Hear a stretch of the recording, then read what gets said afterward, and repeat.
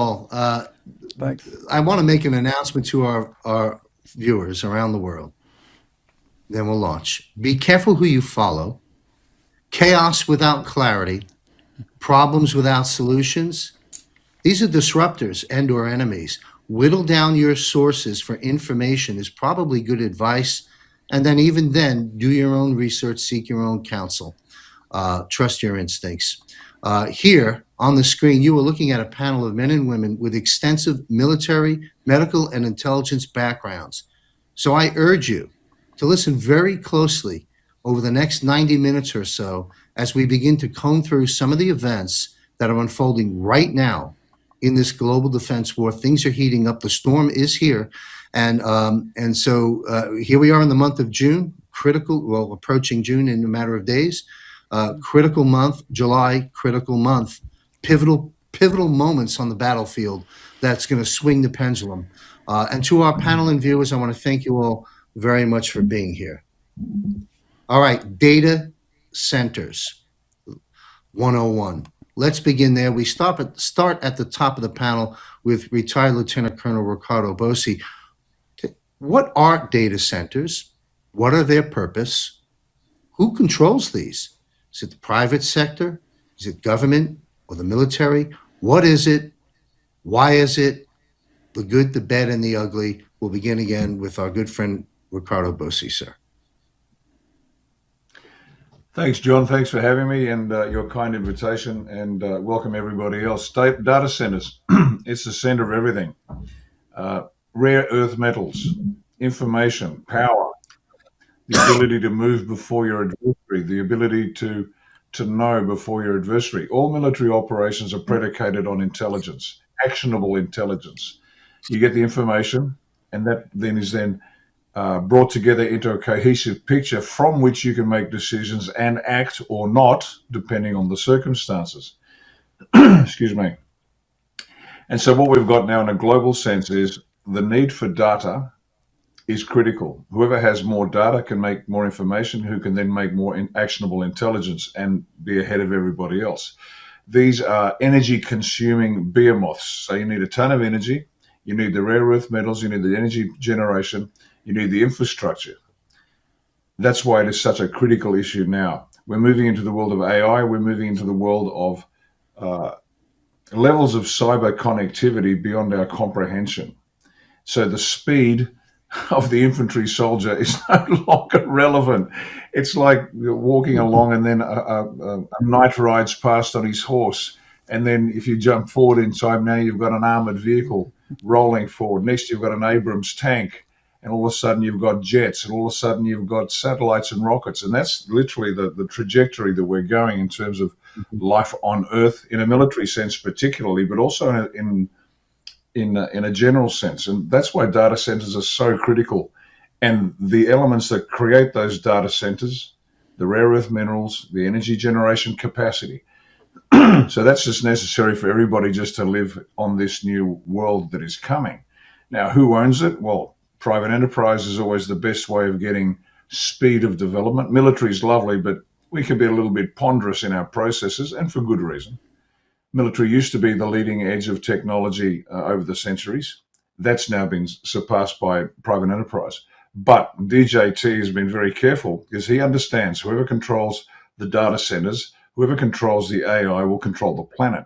And that's why he's buying a percentage to get somebody on the board of all of these companies to make sure there is a controlling mechanism, because we all understand, and therefore DJT does, that whoever controls the information, the data centers, the means of knowing will control the planet. And we are not going to allow unfettered access to it. It's a little like saying everybody can have a nuclear device. No, you can have you can have other arms, of course, for self-defense, but you can't have access to a nuclear device. Similarly, you can have a laptop to do your work, but to control that level of data and information at the speed of thought needs to be constrained, because we have just demonstrated as a people we are incapable of knowing right from wrong without somebody reminding us with a bit of a heavy hand. That's exactly why we are in this predicament. And I'll wrap up here, but very quickly, the prolonged brainwashing, desensitizing, demoralizing, poisoning of the population has reduced what was a vibrant, I guess, species into a bunch of docile, credulous imbeciles. Not entirely their fault. And so their job was to keep us down. Our job is to get back up, but have the wit, have the ethics, have the morality to understand that individually we might know what's right and wrong, but collectively we can be manipulated, and we need a guiding hand to make sure that occurs. Thank you, sir. Quick follow-up, and then we'll take it to Michael Jaco. Same question to the panel. Follow-up is, there seems to be a fair amount of increasing chatter within the Patriot movement, we'll summarize it that way, with concerns about these data centers. Do you have any comments about that, or has that reached your airwaves at all? Yeah, no, there are concerns. Absolutely, there should be concerns. And this is where the people have to step up, wake up, stop watching football on the weekend, and take an interest in what's going on in their country. Um, Apropos of that exact point, I'm currently doing a series on an educative series for the Australians on what we need to know in order to create a constitution. And I've broken down 19 elements of national power: geography, natural resources, military capability, diplomacy, government, blah, all the rest of it. But the paramount, the absolute paramount, the main lever that determines the success or failure of a nation state or a species, whatever, or a family, are the people, its population, its morality, its distribution, its capability, its education. Now, everybody knows that you can take a first class business idea, and if you've been in business, you know exactly what I'm talking about. If you have a second class team trying to run with a first class business idea, you won't make $1. You can have a first class team with a second class business idea, you've got a chance of real success. So, population of the people is the paramount lever of national power. And that's why the people, and the point I'm getting to is the people must understand exactly what is going on here, and they must have a hand in controlling this. We just can't throw our hands up and say, well, we'll leave it to giant tech corporations to run this on our behalf. That's why we're in this mess right now. This is something we have to understand. This is something we need to keep a very close eye on through our elected representatives. But even without that, because we can't trust the bastards, we know that they're crooks. So we need to keep a very close eye on what they're doing and understand we have a role in it. Again, the analogy of handing out nukes to everybody is apt, because the power that the data centers have will control the planet for the rest of the time. And we, the people, if we presume to be the source of law and sovereign individuals, we, the people, need to understand it and keep a close eye on it and make sure it is directed to the benefit of individuals, families, states, sovereign nations, and the planet as a whole. Thank you, sir. Michael Jaco, data centers. How would you like? First off, welcome back, Mike. And how would you like to weigh in on this? Yeah, I totally agree. There's, it could be used for good, could be used for evil, just like everything else out there. The data centers are starting. There's a lot of big pushback happening on those because they're using a lot of water, a lot of electricity. I just had a gentleman on a show that said that those could be broken down into modules and put into each person's home. They would have free data, they would have free electricity, on and on and on. So there's definitely ways that we could overcome this and make this better. The data centers, the AI, that's the future. Just like the internet was the future, the internet's been used for good and for evil. Who controls the AI? We would like the United States to control that, but if we just go back a couple of years, would we let that group? Would we like to have them control that data center? Mm-mm. So it is like Ricardo said, we have to be able to focus on it ourselves and make sure that that doesn't get out of control, and keep tabs on that. If you look at Terminator was basically a robot AI that came in. Humans overcame that by sending another Terminator back in time and going back in time. So, we can move around and overcome these things but we have to know what's going on. And I believe that the data centers are going to be helpful in the long term. We just have to manage them, be creative with their the capabilities, and like I said, maybe find better solutions for this data that's going to be utilized by us well into the future. Thank you, Michael. We're going to have to all of us keep our eyes on this and learn as we go. Brad, thank you for being here. Good to see you again. How would you like to weigh in on the data centers? Well, and first of all, it's an honor to be here with this panel and Dr. Lee, to give the credit to that incredible woman for standing up from all you've been through, as well as these two fine men. And once again, a confirmation that I don't have the combat experience, nor my special operations with the few years I had in the infantry. So, I'm coming at this from the standpoint of I also have the build out of the corporate experiences, right? And, being 18 stories under the Pentagon, I was in the data centers underneath the Pentagon. And that was literally, if everybody can envision, back then in 2001, a few days after they fired the missile into the Pentagon, which Juan O'Savin is the only one who's confirmed my report of that by myself being there shortly thereafter, they dropped the 3 World Trade Center towers, right? So we're looking right now, at this point in time, there was that film from X-Files when Fox Mulder was standing there and seeing the data centers. That was then. That was a quarter of a century ago. And technology's continued at a 3 to 6 months. It has doubled continuously. So right now, we 25 years from September 11, 2001, are about 600 years into the future from a technological time frame. And we know what they've been saying. Billy Carson has said with SpaceX sitting down in Colorado Springs, Space Mountain, down there as well 2 years ago, that everybody in the military industrial complex is a minimum of 300 years minimum 300 years to 1,000 years ahead of us in technology. That was 2 years ago, April 2024, from Billy Carson, who owns a space company. So I want to give that for context for everybody from that standpoint, because where we're sitting here right now is you go back to the very first Jurassic Park movie. And in the first opening sequence, after they showed the beautiful island, you had the Velociraptor who was in the cage, who was shaking the cage. And you're just hearing the Australian guy, and, Ricardo can do a much better accent than I can. You're like, oh yeah, she just wants to get out. Just watch out for her, fellas. And all of a sudden, somebody gets grabbed, torn apart. That Velociraptor analogy I'm using right here are those data centers, right? Except the data centers have the utility for the benevolent. We're seeing flock the systems all across Canada, the United States, other parts. Europe is a surveillance state. So is Australia and the Commonwealth countries as well, right? So we have to be very much pushing back at all costs, because our future and our children's future, their lives depend on it, not 10 years from now, not next year. They depend on it right now, because Michael gave an apt example from the movie Terminator. Those data centers are Terminator.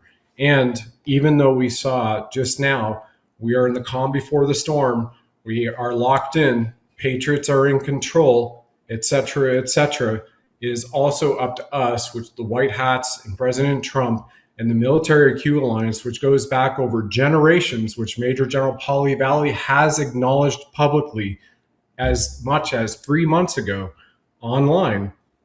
That operation requires people to stand up.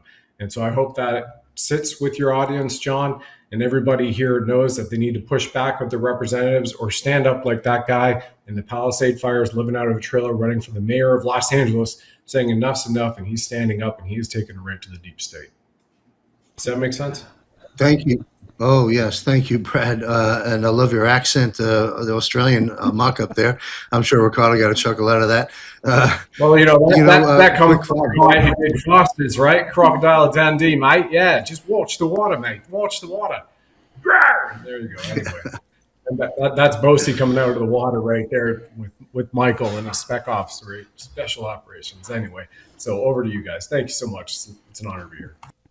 Well, you're a film script writer and perhaps also one of the actors on the docket. Anyway, I had a quick follow-up to, yes, at another setting, Brad, I'd like to talk with you on camera, on a broadcast of sorts, about your time 18 floors under the Pentagon when that missile did hit there.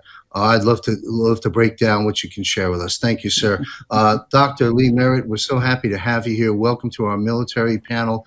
We're talking about data centers. How would you like Yeah. to weigh in? Well, yeah, thank you I'm really honored to be here. And so I guess I'll be the designated old fart here, but I started college in 1969 and I was a math major. And one of the things we did was we had an assignment to go do computing to multiply two matrices together. And I'll never forget, we had to go to the place on college and we had to go and punch these punch cards. And then we had to put them in order so that it made kind of a logical stream of commands. Then we had to walk down to the old town and put them give it to the secretary there who ran them through the computer at some point. And a week later, we might be right, or we might have had a comma in the wrong place. And in my lifetime, we've gone from that to now I'm watching, like Chinese drones doing these very, very fancy, very complicated dancing dragons in the air. And I can't help but say, I mean, I get it that people are worried. I'm worried about my personal concern about the data centers, besides the water usage and all that, is really, I think we can solve those things. But we are electromagnetic beings. So at some point we have to get a handle, and we have to be honest about the impact on human health of these kind of big electromagnetic fields and what we're bringing to the world. But the other thing I keep telling people is, and I was always stationed with the Marine Corps, and I saw this little video the other day. And to back up, I studied Russian because I was a math major. So I've been following the Ukrainian-Russian conflict on the Russian channels and everything ever since it started. And you really see the drone warfare kicking off here. I'm not an expert in military matters. I'm just saying, as a civilian watching this, I can see the progress. And so then I see a video of these LCACs coming aboard. Maybe it was at Pendleton or something. They're showing these things coming on the beach. And I thought, wonder what drone swarms would do to that. And then you hear this thing about how the person with the team with the most Python wins, it being, coding language. I think that we cannot afford not to take this on. I think that the idea of micro drones and all the stuff this brings us is so important for national security. I don't think we can get around it. But there is a human biologic cost here that we also have to address. And I guess that's what I would say. Well, thank you very much. Yeah, so data centers, we all have to keep our eyes and ears on this. We say oftentimes in our movement, nothing can stop what's coming in terms of our ultimate victories in this war, but nothing is going to stop AI and data centers and this information. But we have to be good stewards of this. And so we're all going to watch and learn. And thank you all for weighing in on that. This next topic is vastly different. I'm going to title this next question, Masks Gone Wild. Okay, how's that for, let's put up the image to our producer. We'll take a look at this image and you'll understand why I'm calling this Masks Gone Wild. Take a look at this. This is Fox News. I'm sure you've seen it. It's gone viral. I didn't even watch the episode. I caught the drive-by quick thing, and we're going to have the panel briefly comment on this. Next image. I think there's a second image further focusing on that. Now, tell me that's not a mask. All right. So back to the panel. Masks Gone Wild. How's that for getting the attention of the target audience, as Derek would say? It raises the question, and Lieutenant Colonel Bosey and I, we covered this on Bosey Briefs, but I'd like you to weigh in on it, and of course have the rest of the panel weigh in on. What do you make of this overt move? And don't you find it, the question I have, and I'd like you to weigh in on, is we know that fake news is fake. We know that Fox News is in that camp. We know that by and large, these fake news organizations are working for the enemy. And as President Trump has said, they are the enemy of the people. And so let that be duly noted. Having said that, it begs the question, if Fox News would run something like that, who's in control of the mainstream media to an extent? But weigh in on Masks Gone Wild, target audience, that image. What say you, Lieutenant Colonel Bosey? Oh, we've got no audio sound.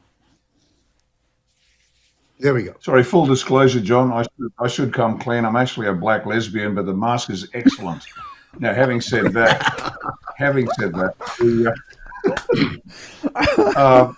the storm is here. The storm is here. The storm is here. That's what's coming out of DJT from El Donaldo Trumpo. The storm is here.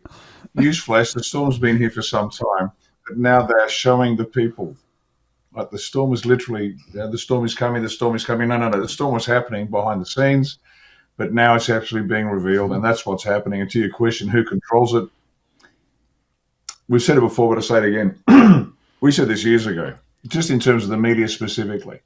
The media have to be the ones, the people that lied to you have to be the same ones that are now turning around saying the opposite story, because they won't listen to me or you or Dr. Mer or anybody else, because who the hell are we? Well, I don't know you, but I've been watching this guy on the news for 30 years.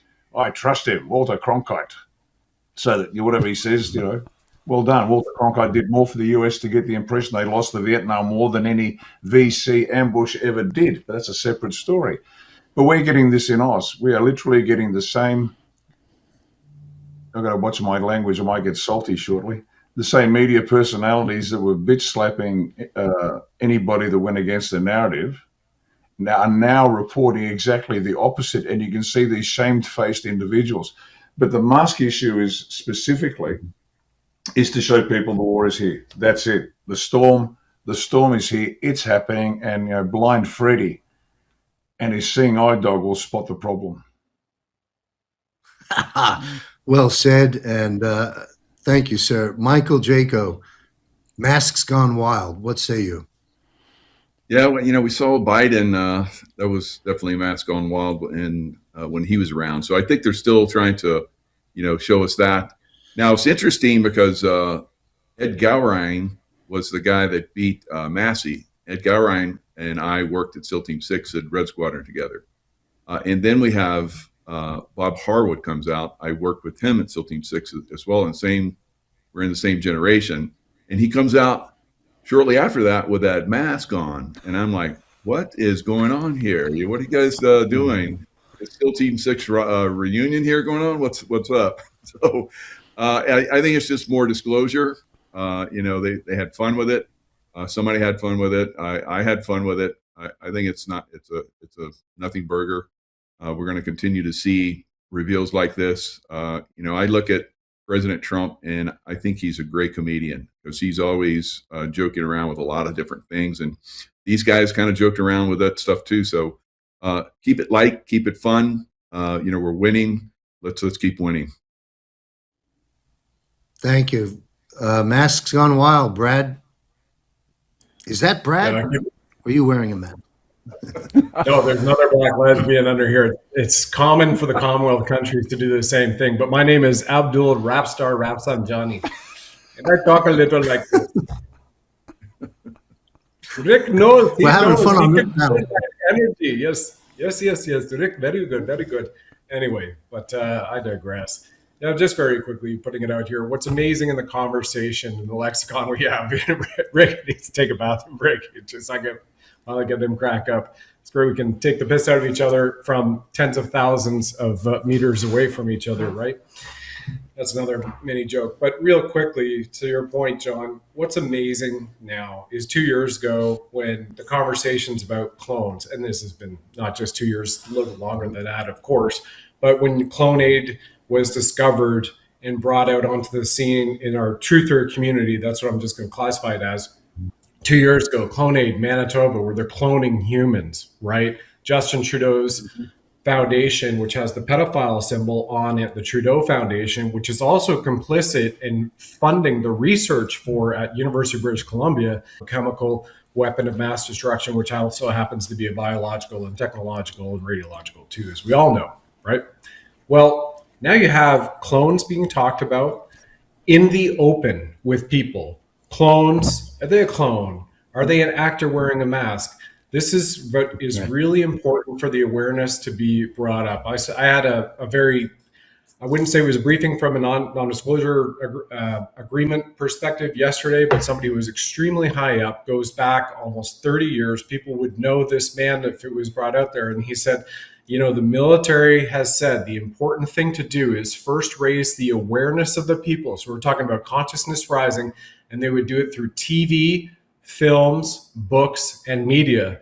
And once you have the awareness of a people at a certain level, then you can bring about the full-on truth and then have the justice. That was a little over 24 hours ago. I had this briefing, and here we are. We're seeing that. So this is extremely important conversation and narrative for people to continue to discuss and continue with the levity, right? That Rick has given us in the beginning. Michael has awarded to us through his, I think also Bob Harwood was your CEO at SEAL Team 5. And if everybody looks at that, man, here's what's interesting too. You've got, some of the creme de la creme from an American standpoint, right?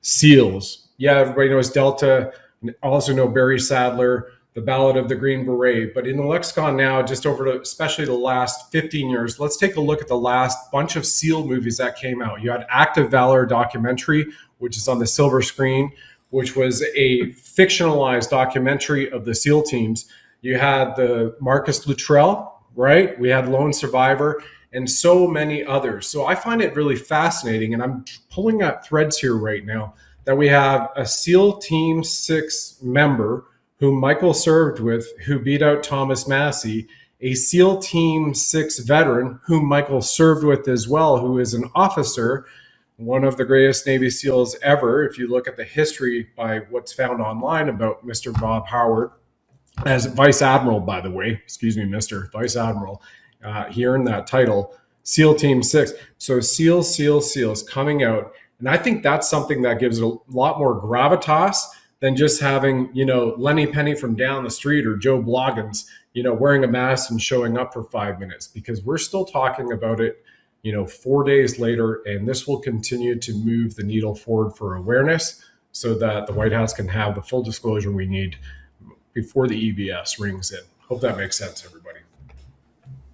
It does. Thank you. Fascinating subject, and we're going to talk about the EBS a little bit later on. I'll take that question to Dr. Merritt. Masks gone wild. How would you like to contribute? Yeah.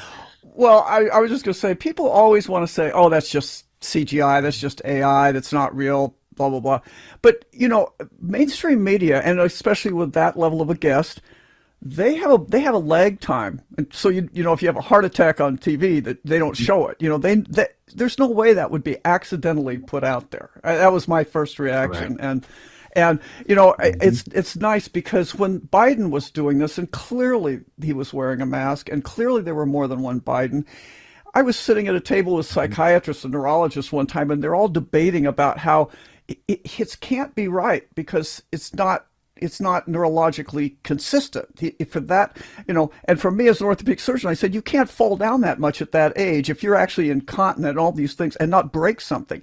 But that's a little more nebulous. This was an obvious step forward saying, okay, we're letting you see now. And it's by a guy that you really, an Admiral, Navy SEAL, couldn't put on the mask correctly. I mean, come on now. So this is too obvious to be anything else, in my opinion. Has to be disclosure. Great. Thank you, ma'am. I agree. That was my instant gut on it. And of course, just ramping it up for the target audience, like color by numbers. How much simpler can they make it? Yeah. Folks, to our audience, central casting. I think I ran a clip at one of the shows last month.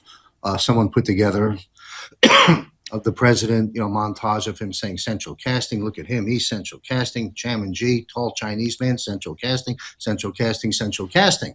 What is central casting? Central casting is an American casting company that specializes in casting of extras, body doubles, and stand-ins. It was founded in Los Angeles in 1925 and has moved on to a couple of other states, being used clearly in this psychological operation information war we've been engaged in.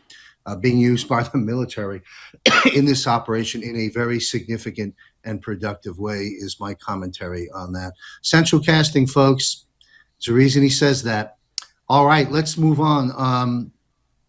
Where are we going here? Let's let's talk about, let's put this up, put the image back up. You know, it's apropos right now. We're talking about masking, central casting. We oftentimes invoke films. To our producer, if you got that image of our movie, guys, we've mentioned, there it is. You know, you're watching a movie. To an extent, we're watching a script. Okay, Siskel and Ebert there, of course, having some fun. Let's talk about Tulsi Gabbard. We'll go back to the top of the panel with retired Lieutenant Colonel Ricardo Bossi. Tulsi out. She was a Democrat. She ran on that ticket, ends up in the Trump administration. From my seat's done a phenomenal job. I can stand to be corrected by this panel, but that's how I stand on it. My question is this: she's out now, or soon to be. Is she good or bad? Was she put in that position knowing certain aspects about Tulsi? How was she used? Why is she exiting the script? What do you see happening here? And will she release another tranche of incredible information to put more nails in the coffin of the deep state before she's officially out? Unpack Tulsi Gabbard in any way you care to, sir. Ricardo Bossi. Hardly a challenge. Okay, we're watching the movie. I'm glad you put the clip up. Now, Tulsi was cast in the show to be the outsider that was going to shake up the organization. Now, anybody who's spent a bit of time in a large amorphous mass like the military or intelligence or any big corporate, you know you can't change it. You don't change the leadership. You don't change the organization, because the organization lives unto its own rules. But she was cast to play the role of the outsider. Now, she was cast. She's attractive. She's intelligent. She's a woman of real substance. I mean, there's the trifecta right there. So that's got everybody's attention just to watch the screen. I love the little shock of grey hair. Nothing hotter than that. Just brilliant. But she also had substance, which was just so cool. Nice. Everybody's rooting for Tulsi Gabbard. You've got the Democrats going, yes, one of ours is in on the inside. It was masterful casting. Absolutely brilliant. Now, she turned up and people thought, well, she's here to investigate and see what's going on. No, the intel work was done way, way, way before. The preparation was done. The organization had been infiltrated. They knew exactly what was going on. This is the obvious show to the target audience. Oh, this is what's going on. So she came in. She cleared the deck. She cleared multiple levels of leadership. She declassified a ton of information. She threw it all out there. But this was all planned well in advance. And so was her departure, because every character in a film has a role to play, and then they'll be pulled out. And, you know, boo-hoo, it's sad. One of my favorite characters is gone. What's going to happen next? You've got the audience's attention all over again. But to think she was this outsider that was going to change the world from the top down, that's what people think's happened. I thought that, you know, God, let me think, how long ago was it? 20-something years ago. As a lieutenant, I was in a lieutenant colonel, still in the army. I actually believed in things like good ideas win. How naive was I? Anyway, we came up very, very quickly. We came up with an idea in special ops with no authority to forecast technology and capability needs years into the future. It's the holy grail for futurists, and that's what we did on our own. No authority from the boss. We just did it. No increase in budget. We just did it. Showed it to the US. They loved it, wanted it. Showed it to the UK. They said, wow, we've got 1,000 people working on this for 5 years. Didn't even get close. So we knew we had a genuine world first in Oz in terms of capability development. Got shut down by the commander of special ops. Man had a brain the size of a pea. No worries. I had a mate that was a parliamentarian. He was a senator. I rang him up and said, mate, I've got this idea. It'll change the way the entire Defence Force does business. We can compare apples to oranges and get the best return on investment for every dollar spent.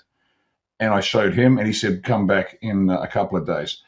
Within 2 days, I'm now sitting in front of the Minister for Defence in the Australian government. Now, that's like some light colonel out of, I don't know, pick a base in the US, sitting opposite Pete Hegseth with no authority. Now, you just don't do stuff like that. Oh, this is a career-ending move. Even if I save the planet, it's Bosey. You can't do that shit. Get out of here. So I went in, and I'm talking to our Minister of Defence, your SEC war equivalent, with no authority. And I thought this idea would be so compelling and so brilliant, it'd be grabbed. Well, naive Lieutenant Colonel left the office very excited because the minister loved the idea. And then all of a sudden, the oxygen got pulled out of the tent and nothing ever happened. I didn't even get a kick in the backside, which I should have gotten. I was expecting. Didn't even get that. Nothing was said. So I learned really quickly, good ideas don't win. It's got nothing to do with that. Just a naive light colonel, a long time ago. So to think that Tulsi Gabbard was going to come in and effect a change from the top without some prep fire, infiltration of the organization, identifying who's who in the zoo, who's got to go and who can stay, who we can trust, who we can't trust but can turn, who we can't trust and can't turn, so they're going to go. All of that work was done beforehand. She's turned up. She's done a bit. The target audience has now seen the disaster that is intelligence in the US, but she's played a role, done a brilliant job, and now she's off the set. And I'll finish on this. If anybody imagines that Donald Trump sits back and lets all his departmental secretaries just run their own war without a coordinating guidance from him, you're dreaming, as we say in Australia. You're dreaming. Now, that's the way it's been done previously, certainly in Australian politics, because departments are run by different elements of the cabal and they're in competition with each other. This idea of a whole of government approach is great in theory. Now, you've got it under DJT, but nobody's had that before. You've literally had these different feudal states, let's call them, competing with each other to benefit their funders. But we got to remember that DJT is got these people well under control. They know what their orders are. They're doing what they're told and how they're told to do it. So when Tulsi Gabbard says, and I'll finish here, Tulsi Gabbard says, no, Iran, no evidence of nuclear manufacture.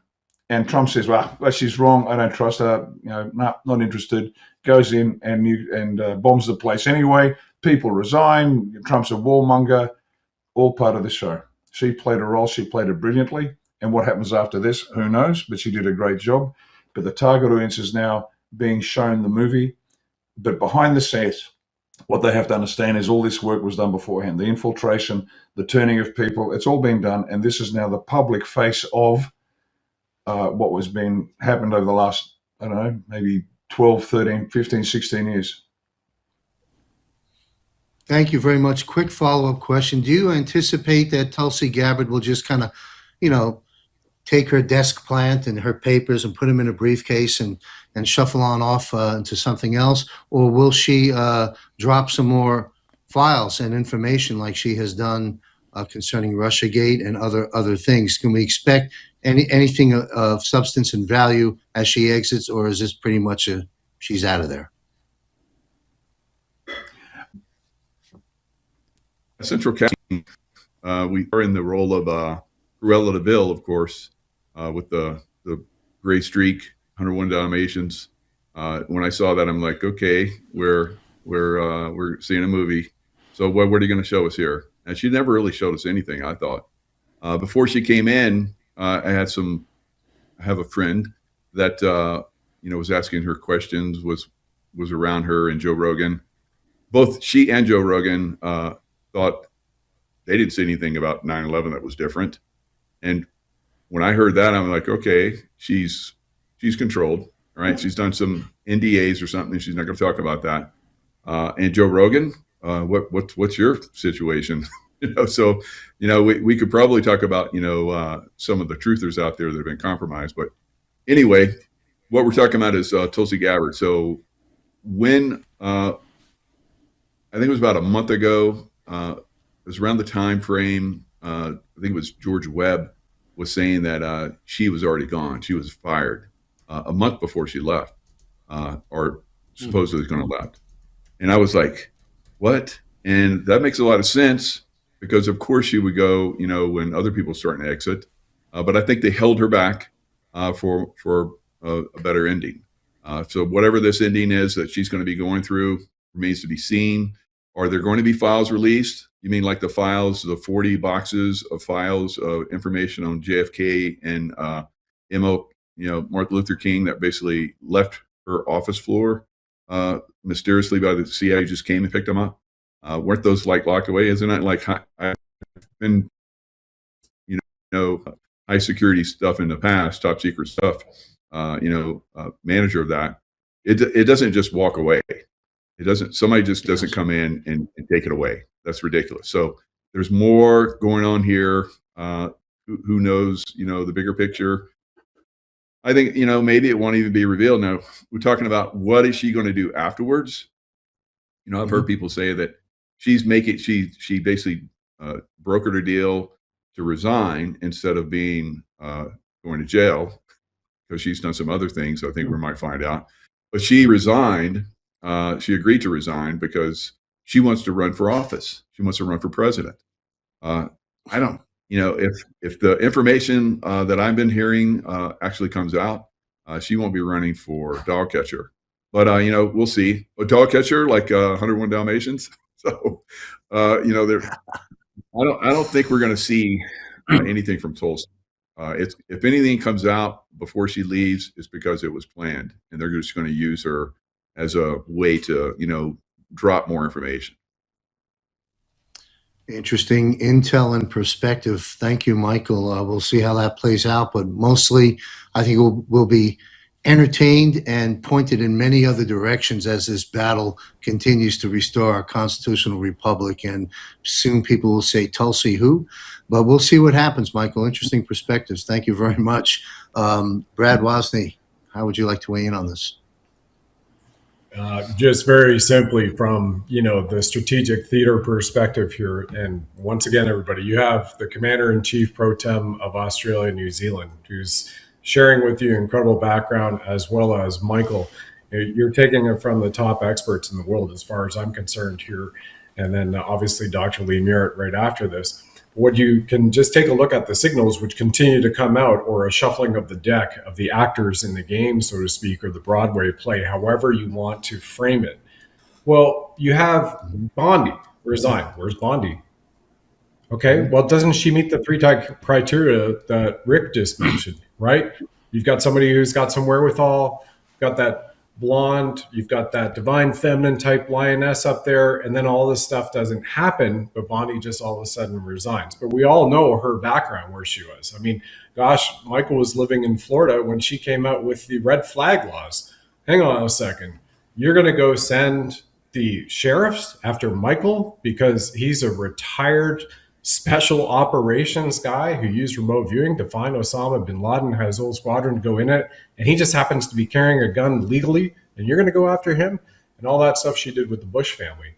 And that, I think, is also going to come back up, because the last thing you do when you end a Broadway show and the curtain comes down and everybody takes a bow, you're not going to turn around and go, oh, wait a second, here's part two, and here's the new character, the new role, and the same person who's playing them.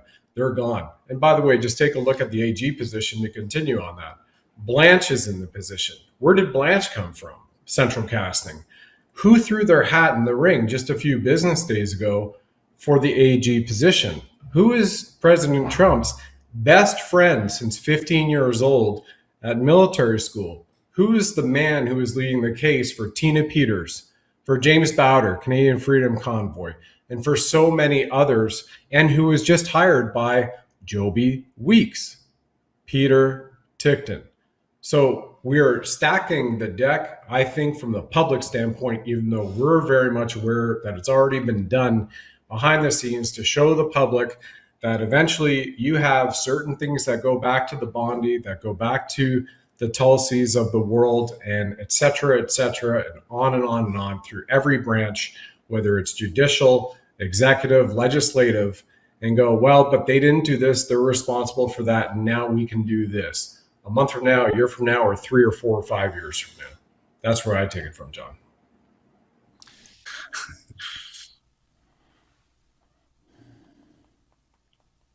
I'd love to hand this over to Dr. Lee first, but I'll just kick this one across to you. The first thing that gets to me is it's a con that there's things out there that we have no idea about. Brad gave us a very good rundown on the capabilities of modalities, technologies that are science fiction to us, but they've been around for a long time. That's point number one. So there's new stuff out there, which is true. And we know about the capacity of regrowing limbs in salamanders, for example, and then microelectricity to the limbs or stumps of creatures without that natural ability. If you get the voltage right, you can get they've grown. This is just in the labs. This is nothing new. Legs on toads, and Michael Jaco himself has described, growing limbs on dogs. And so the fact that POTUS is saying it is giving it new impetus. There's stuff out there. Now, why is that coming out? Hope, because we're about to send the people into a global psychotic shock. I know of people whose children in their 20s, let's say now, are having dramas with their parents because they're basically saying, thanks, mum and dad. You consigned me to a death sentence because of myocarditis, pericarditis. And there's some real pain out there. This is potentially just POTUS's way of saying there is hope. Because the one thing that all of us know in any in extremis situation, no matter how hopeless it is, as long as you have hope, you can make the next day. And anybody that's lived more than a few years on the planet has been in that situation where sometimes you even hope that hope comes back. And so I'll just leave it there in terms of why it's coming out now and what role it might play. I think that's a great analysis. Faith, hope, and love. Hope. You nailed it. Thank you, sir. Michael, interesting topic. Yeah, I love the topic because it's near and dear to me. It's the machines that are going to bring people back to life. President Trump had these machines, and on a post he had one time, it's like, yep, you're going to be seeing these soon, and then he took it off, and he says, I was just joking, but he's teasing these things out there. We know that for the most part, on a massive scale, 72 hours on a ventilator is basically a death sentence, and then remdesivir. Included in that there's no way people return from that. I'm going to have a nurse on here pretty soon that's going to talk about how she had hundreds of people that went through that system, and they have managed care that comes down from the top, like Dr. Merritt was talking about. We're basically going to see these people, held accountable, I think, at some point, but I think we're going to see many of these people, start to talk and give up this information. A lot of us have been talking about this for a long time. So President Trump is going to bring out these technologies that have been hidden from us on purpose, so that these unwellness, companies can make profit off that. And so that's going to get turned around. A lot of us are going to start to see wellness on a level. A lot of us are already seeing wellness on a level that we've never imagined. It's already starting to leak out. So I think that medbed technology type level stuff is here. It just needs to have a little bit of leak. The leaks are happening. The dam is about ready to burst, and I know a lot of people are ready for it. But it's insane. How many people have are they coming out with another one? Were people held accountable for the last one? Remains to be seen. But if you don't, take criminals that they're going to come back with another program. So we have to be aware of that. We've seen hantavirus. We've seen, the latest, problems that are happening in Africa. I think that a lot of this stuff is going to be exposed, and it's not going to happen. But we have to be out there talking about it, getting this information out there. Otherwise, we're gonna see it. All these. That's nothing compared to what they are planning. The next one's going to be like a 32%er. But I think we're going to stop it out. But you're going to keep pushing it. They're already starting to push it, and we're going to have to be aware that there are technologies out there that easily can prevent any of that from happening. And we need to get those out there as soon as possible. Very, very important. Thank you. Brad, you want to take this on? President Trump's statements about... Well, I mean, what better way to bring back Elvis, Princess Diana, Michael Jackson, and JFK Jr. than, we have this. Oh, and by the way, everybody else gets a turn. So all of you benevolent come on in. We can read your aura, your soul signature, your cardiac ID. We know you're good. We know you're malevolent. We know versus benevolent rather. Excuse me. And going on 16 hours here, baby. Tongue tied with the caffeine and the water. And by the way, there are technologies now too, right? So you can tune in with Dr. Lee Merritt. She's done an incredible job. Michael and I do multiple shows. There are technologies, wellness technologies now that with stuff we can't even say yet, but we have those testimonials on record of people who were in hospice. They took something and it's 100% natural, and not just one, not 10, 20 people are released from hospice and they're at home and they're healthy.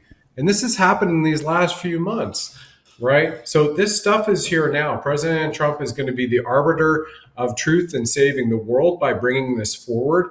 All of this is ready to be released en masse, light beds, med bed technology as well. And again, I just go right back. Can't wait to see Pastor Bob Joyce go, hey, that's it, baby. I'm done preaching. Let me get up here and shake it on America 250. I yield my time to Dr. Lee Merritt now. Thank you, John. Thank you. Thank you very much. All right, Dr. Merritt, how would you like to weigh in on this topic? Well, serious topic, but very interesting. Well, and I haven't sure. You knew that a lot of this was a scam, and a lot of the stuff they're telling us is just not true. But this one, I got to say, they give you something to bring you back.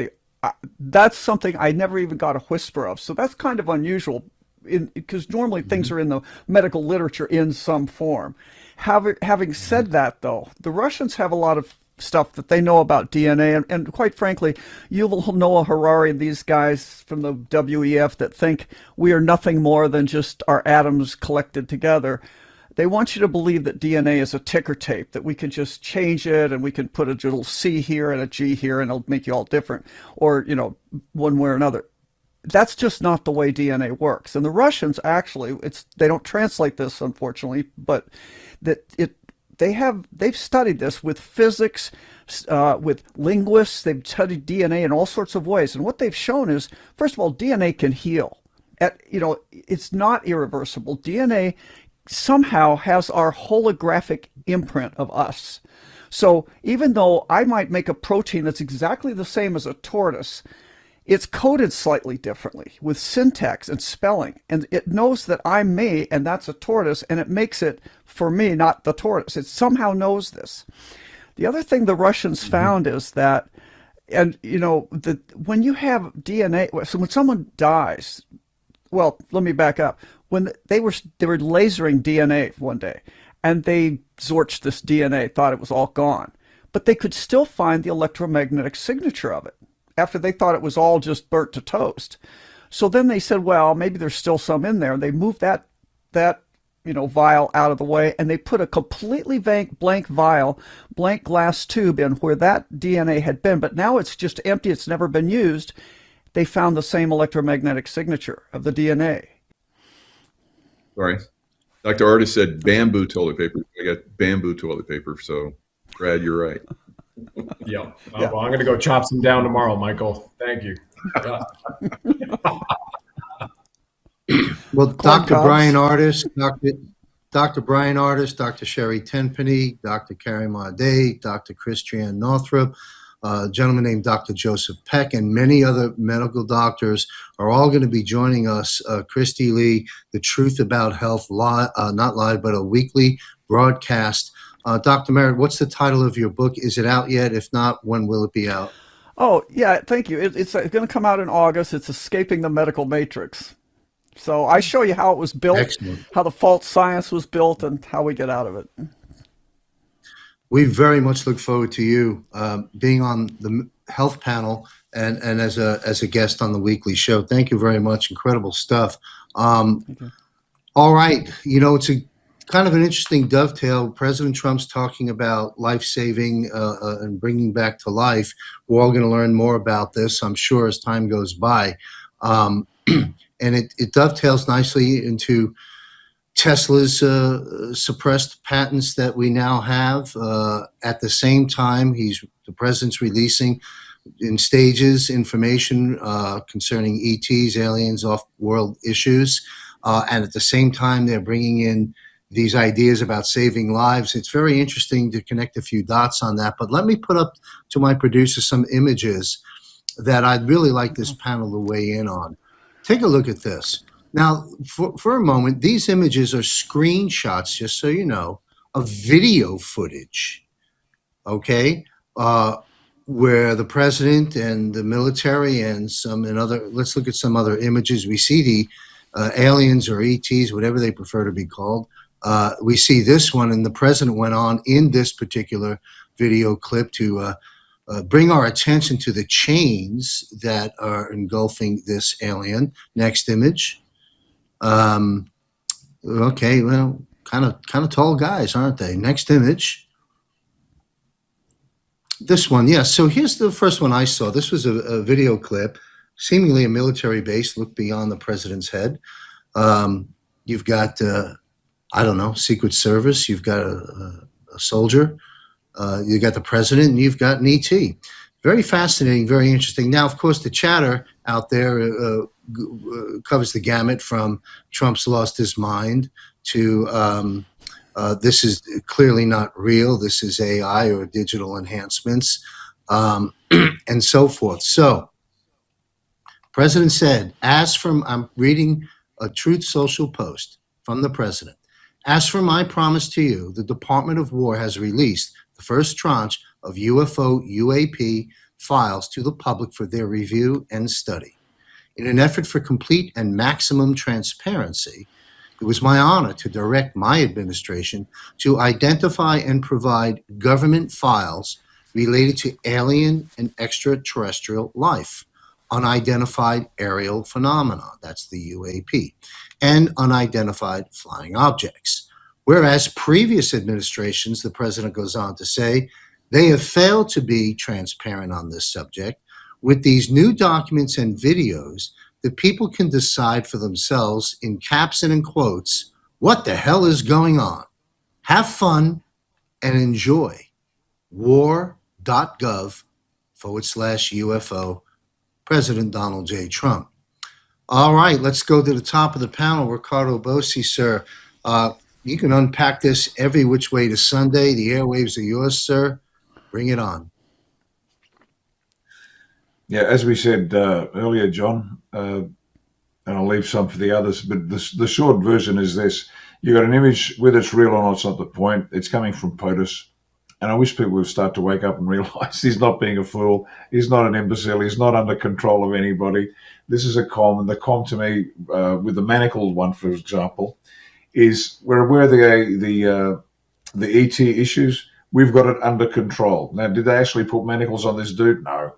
But it's the story that, and to repeat myself from a previous show, Wernher von Braun's secretary famously said that she was told by Wernher von Braun, the last thing they're going to roll out is the fake alien invasion. And so what Trump's saying is, we got it under control. The ET story, watch this space. You ain't seen nothing yet. It's going to be a lot of fun. And it's just that the shock of the new, get it out of the way with a bit of a smile, and then the truth is digested more easily by the people. Thank you, sir. Michael Jaco, we're touching a subject that you talked about a few months ago that is among the very top of the hot subjects they don't want explored very much. It seems to be an unstoppable trajectory we've just begun.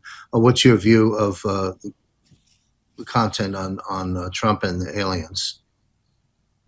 Yeah, President Trump started a Space Force, but we've had a secret Space Force for quite some time, and a lot of people have been involved in that. We have extremely advanced, 600 years advanced, more advanced than what we see right now. When I was in the military, probably all of us could talk, especially Ricardo. We can talk about 6 years advanced information that we were exposed to.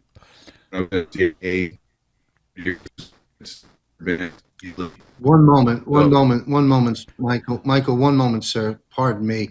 I don't. Does everyone hear the disruption, or is it just on my end? No, it's there. Okay, we got a Wi-Fi issue.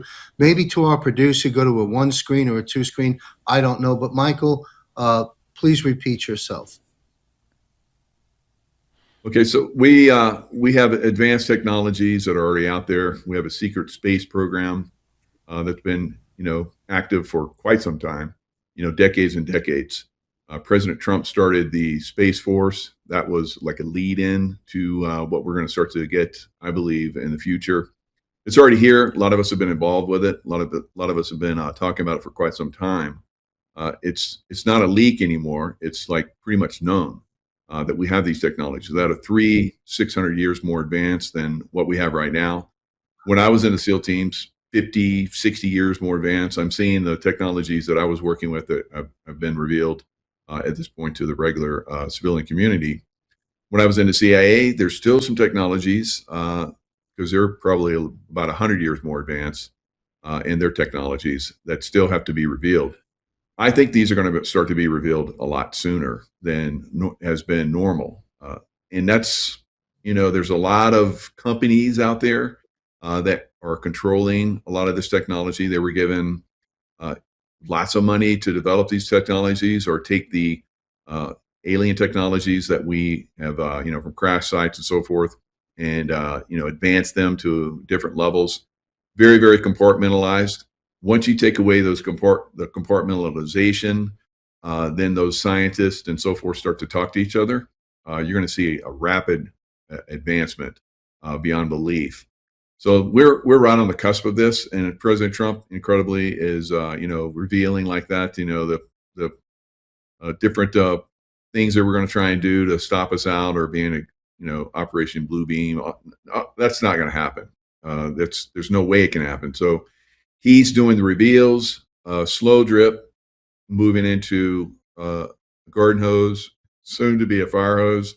And you have to give people a little bit of chance to digest some of this, take it in, but it's going to continue to come. I mean, all of us at this point, I think all of humanity that's still around can handle information at a very, very fast pace now because it's been revealed on an unbelievable level. So I'm looking forward to it.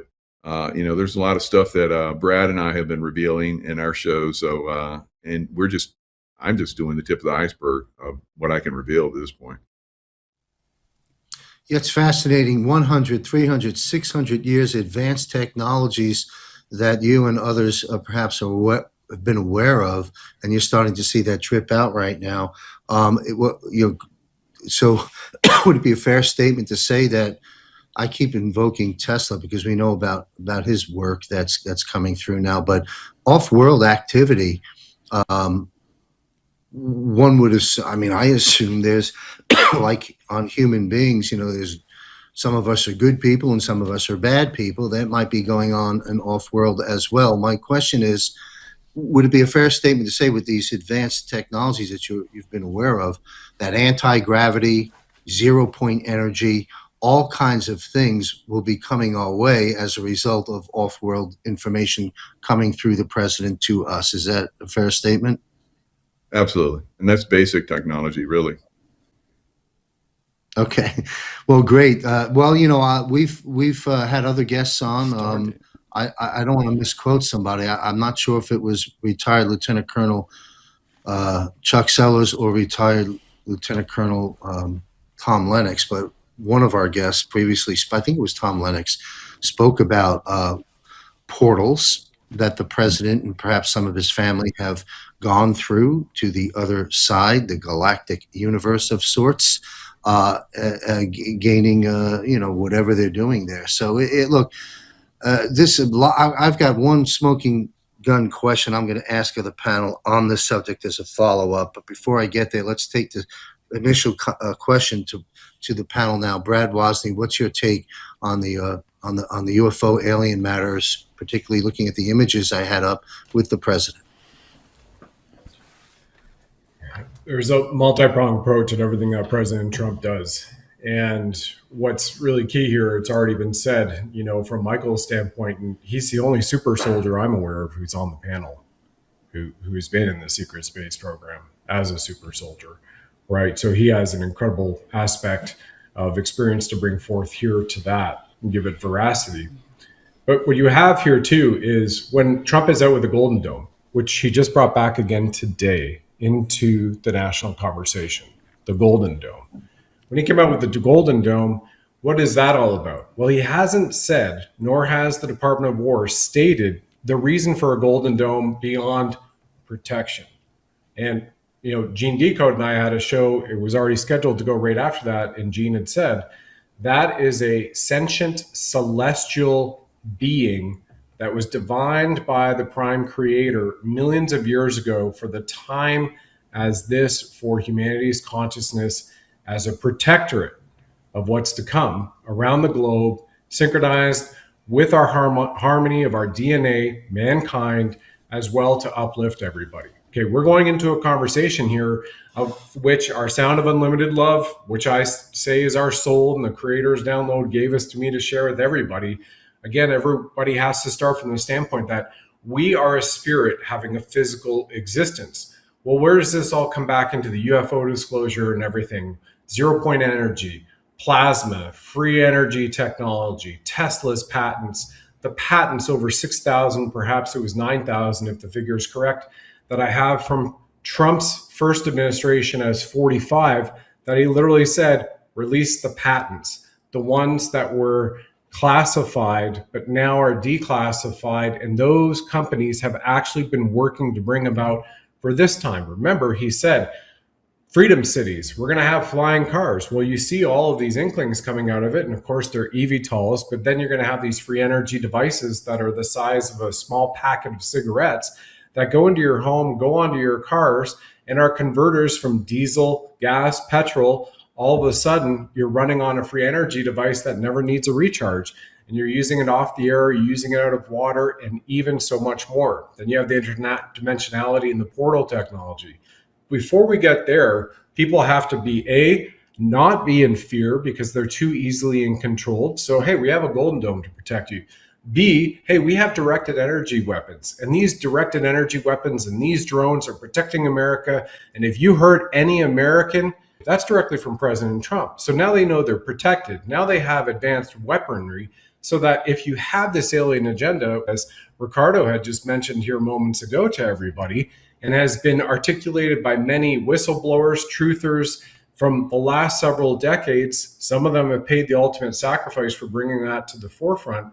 Well, you've just front run the Project Bluebeam alien invasion, the deep state. Maybe they're hiding in their bunkers in the subtropics all across the world, and they've sealed off and they can't get out, but they've got this little bit of technology still up in the sky and in the ether. And Trump's like, no big deal. It's a nothing burger. We've got it. We've got your back. We'll protect America, and we will protect all of our partners, even those that signed on to the Board of Peace. This is an incredible time for everybody, John Michael, for your entire audience to be aware of that what happens right after this is a cascading effect of all of these technologies, which will just in the next few years usurp anything that we've been using. You'll look at 2026 as a time when you were literally in the Stone Age. By the time it's a real good 2030 and 2035, everybody's traveling off planet. And oh, by the way, I'll leave it with this. Just moments ago, as we saw a few hours ago before this show, Elon Musk is saying, we are going to build the star bases on the moon with NASA. Well, that is the White Hats using Elon Musk 2.0 or 3.0 to repurpose what was run as the Deep State Space Agency and not a space agency, right? Which was a slush fund for all of their deep state operations as well, like USAID. And now, guess what? It's all under white hat control, and everybody is excited to go to the moon, go to Mars, and go to other places, and join Juan O'Savin up on his space station when we're all set to go, because I think that's where we need to party next. I'm still waiting for my pardon from President Trump to get back there for America 250. Well, we push all the power in the universe to getting that done to bring you back to the States. Thank you. Incredible information, Brad. And it brings a whole new meaning to what President Trump banged very loudly on the drums. And that is the best is yet to come. Man, you can see that as you listen to this episode. A little uncertain time, I understand, for all of us, a lot of concerns about, and justifiably so, about a lot of issues, but you can see hope, and a lot more than hope. in this episode thus far. The best is yet to come. So, Dr. Merritt, would you care to weigh in on this interesting topic? Very interesting. Well, yeah, thank you. The pictures of those aliens are just super cool. I really hope that's all true.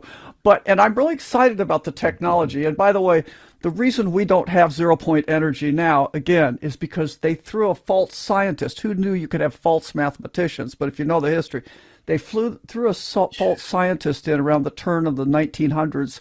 Heaviside, he was a mathematician. And that's how we ended up with Einstein and not 0 point energy. I'll just make that point. One of the things I do in my book is look at fake scientists. But I'm just going to throw a little wrench in here. We're talking about aliens kind of out there, kind of different than us. What if, and I honestly don't think that we get out of this without absolute proof of this, because I think it's true. Internally alien that's happening on this planet, not just these guys that don't look like us. I mean, I think that's true. And quite frankly, too, I think that our history is so completely jacked up. You know, I could just go down. I live in what traditionally was the second poorest county in Iowa. We have 99 counties. We were second from the bottom. And yet, we have a county courthouse. You know, we only have 14,000 people in the county. We have a county courthouse that was theoretically built in 1910 in 1 year. My grandfather was a dirt poor Iowa farmer, blacksmith.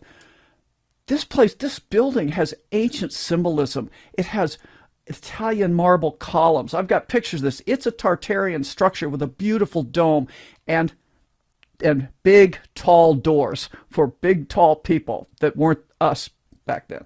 So there's so much that's going on that we just don't understand. So I'm not looking just to look outside for the aliens. I think we're going to find out that they're among us too.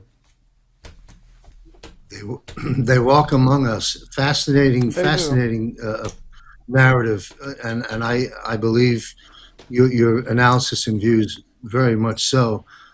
Fascinating stuff. Look, I've got two more questions I want to take through the panel. We're approaching the second hour in about 15, 20 minutes. I'll set up the next question by stating the following first. I've got to throw some stuff at the marker board to get us all in the zone, and that'll lead to the question. All right, Jerome Powell out. Kevin Warsh in. What did President Trump tell us when he published the announcement 2 months ago about Kevin Warsh? He says you're going to love this guy, he's going to get great things done, so forth and so on, because he's central casting. Yes, the president published that. Now, as one does the research on Kevin Warsh, as those that did the research on J.D. Vance, when you do the research on Kevin Warsh, you find out perhaps that he's got a few blemishes, like the original J.D. Vance had a few blemishes with ambrosia, for example. The research on Warsh, and again, President said central casting, so that's another theme throughout this broadcast. But there's information out there of his affiliations with things that. Well, for example, his father is Jewish and his father-in-law is a billionaire, Richard Lauder, who is the president of the World Jewish Congress. The associations with Epstein in some fashion or another. Now, I haven't done the direct research, but I've come across these sort of narratives that others have researched. But the reason I raised it, and people should go down the rabbit holes on their own, is because the president focused on central casting. And I'm happy to talk about J.D. Vance if this panel wants to talk about that as well. But but my question at the top of the panel with retired Lieutenant Colonel Ricardo Bosi, I'm going to continue. So we're talking about Powell out, Kevin Warsh in. A few more things at the marker board. Federal Reserve and IRS clearly are being dismantled and moved into the Treasury, unconstitutional and illegal. Treasury Department published on March 26th a press release stating that President Trump will be the first sitting president with his signature on new currency. Plenty of dates have been floated by the administration from various individuals that we may be seeing the issuing of this new gold-backed dollar as early as June or July. That's narratives out there. And again, that press release was from the Treasury Department themselves, stating a new currency on the horizon. Because we know Federal Reserve note, that dollar we have, Federal Reserve note, Federal Reserve for-profit cartel, illegal and unconstitutional money scam, money is debt, and note is a debt too. So the money says Federal Reserve note, a debt to a private bank. We're getting getting away from that. More things on the marker board, and we'll turn it over to the panel. Well, actually, let's turn it over here. I'll take a pause.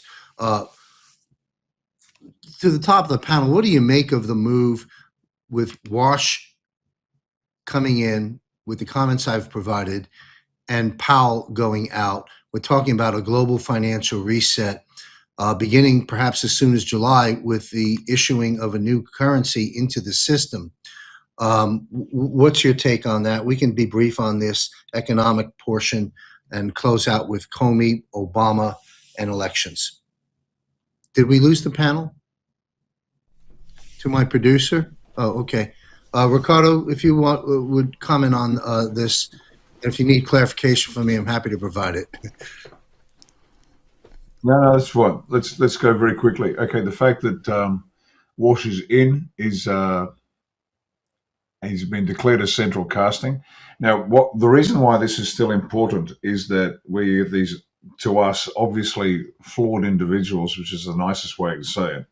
The remnants of the secret societies, the remnants of the cabal, need to believe that they still have some level of control, and we're seeing this with Wash's appointment, for example.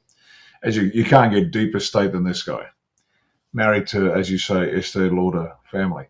But on top of that, even in Australia, with elections that are coming up, we know the elections are crooked. We know they don't represent the will of the people, but people are being elected that we know are Masonic filth.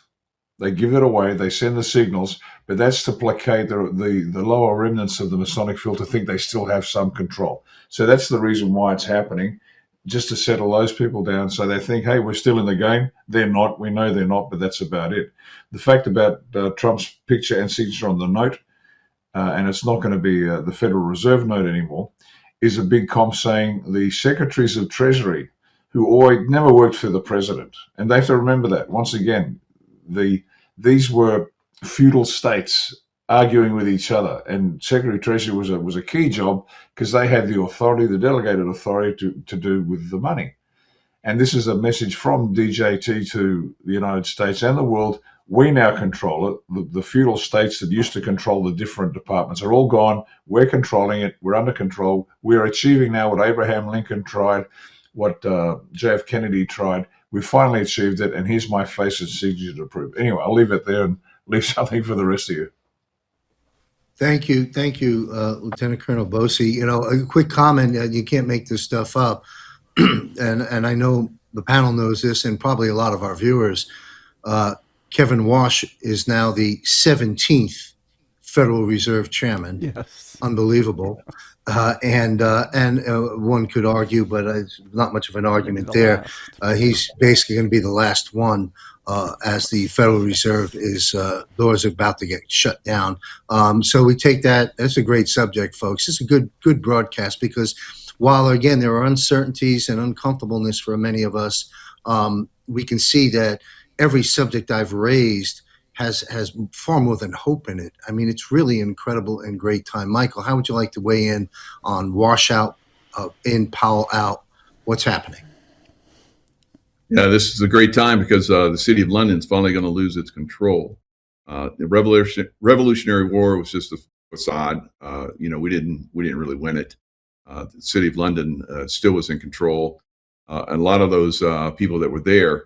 Yeah, we've seen a little here and there where it looks like we're going to break free from them, but they, gain control again. They take out our presidents like Lincoln and Kennedy. They're trying to turn it around. So this is the first time since the Revolutionary War that we're going to definitely get rid of the city of London. So they have had financial control of us for a long time. The War of 1812, they came in and, hammered us because we started to do some stuff that they didn't like. They came in and burned Congress and the White House and so forth, and all the all the information that we had so we could break free. They knew that was coming, so they came in and burned it all down. And then we go over there and support them in World War One. They basically supported the deep state side, the South, and against us, and we won. But yet it was a Southerner, the Southerners. So we're going to continue to see this, taking down of the deep state. World War II, we basically went over and bailed them out of World War II. NATO, we supply NATO with all the funding. So they've used our military for a very long time. We've been their military arm, and that's getting ready to stop. It has already stopped, really. President Trump is doing what he's doing, taking down the deep state all over the world, with the help of our friends in all those other countries. Like our Aussie friends are working with us, Kiwis and South Africans, all around the world. There's our counterparts have been, over the last 4 to 5 years, have been scheming and planning to take down this deep state, and they're getting taken down. So this is just one of those things. Bye-bye Federal Reserve, bye-bye IRS. That was just another way to control us and manipulate us. But all of that fraud that they've been using against us, creating slaves, all of us went to slave schools, their way of thinking and control. We're breaking free from all that. So when I say, 300 to 600 years more advanced, our educational system is going to have to, come in and get completely changed so that we can handle the new information. So all of us are going to learn new stuff. It's going to be fantastic going forward. Excellent. Thank you. Brad, you care to weigh in on this?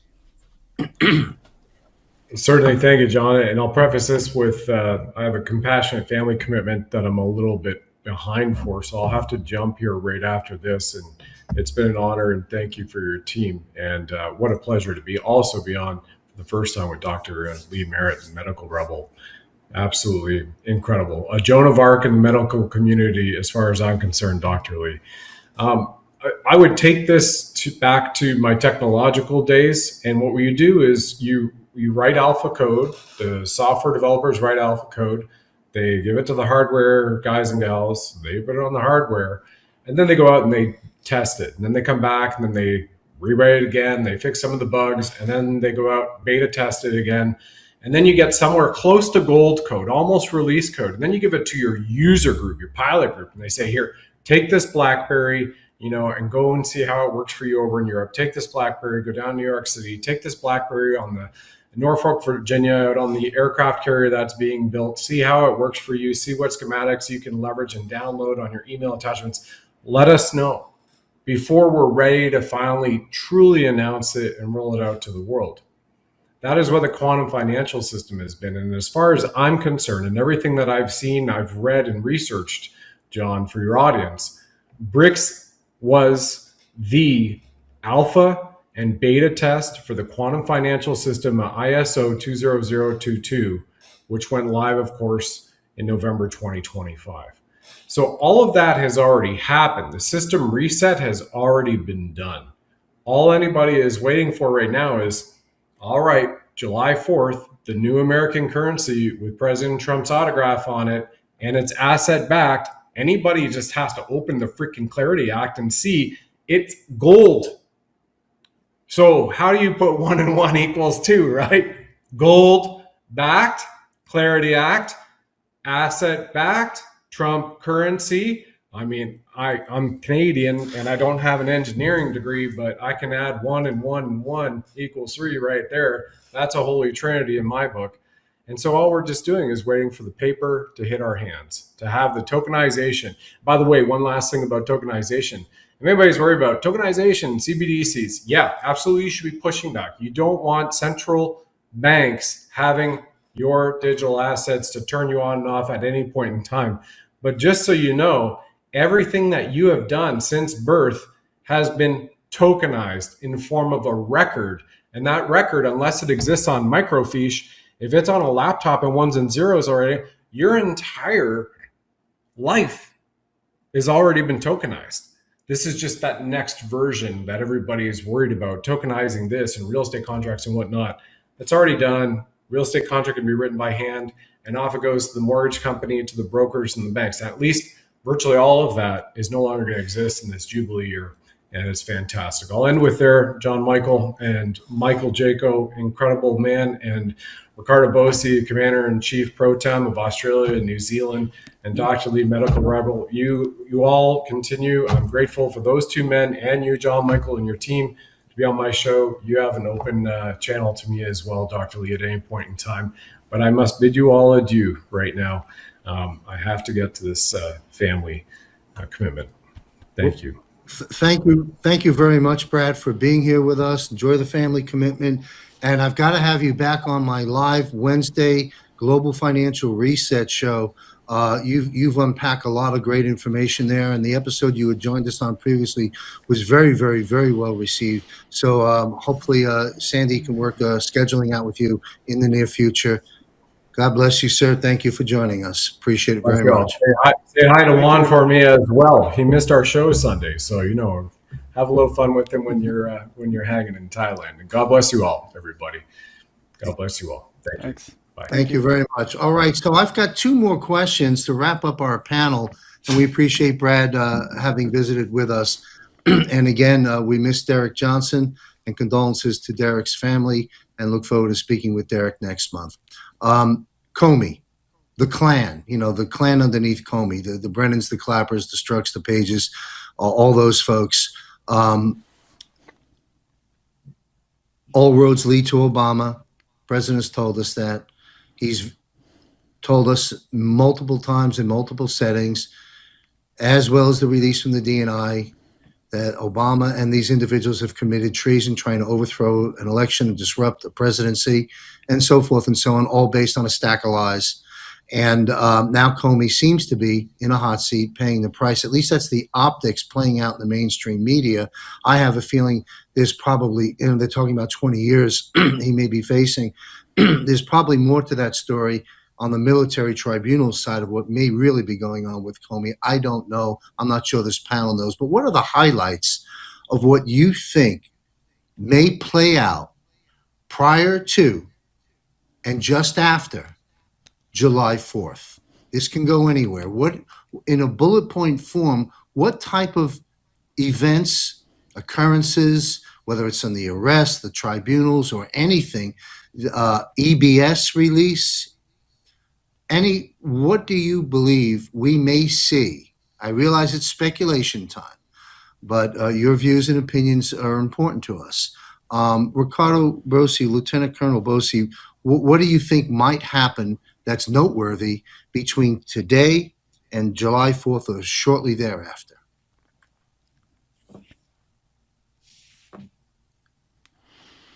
Thanks, John. Very quickly. There's a lot to be done. So not everything's going to be done before July 4. That's obvious. But July 4 is the critical day. DJT said it's going to be the greatest celebration of all time. And we know that President Trump understates everything that he does. So obviously it's going to be a big deal. That's a joke, by the way. But what the people, I think, need to see is something really substantive. It's not just throw them a bit of meat. No. It's going to need more than that. And for maximum effect, and we're on a short fuse here. We're in the end of May, and July 4 is getting closer and closer. Now, I know the military tribunals are very efficient and very effective, having participated in one as a witness, for example. It's not like civilian law that takes 3 years, justice delayed is justice denied. These things are short, sharp, and quick.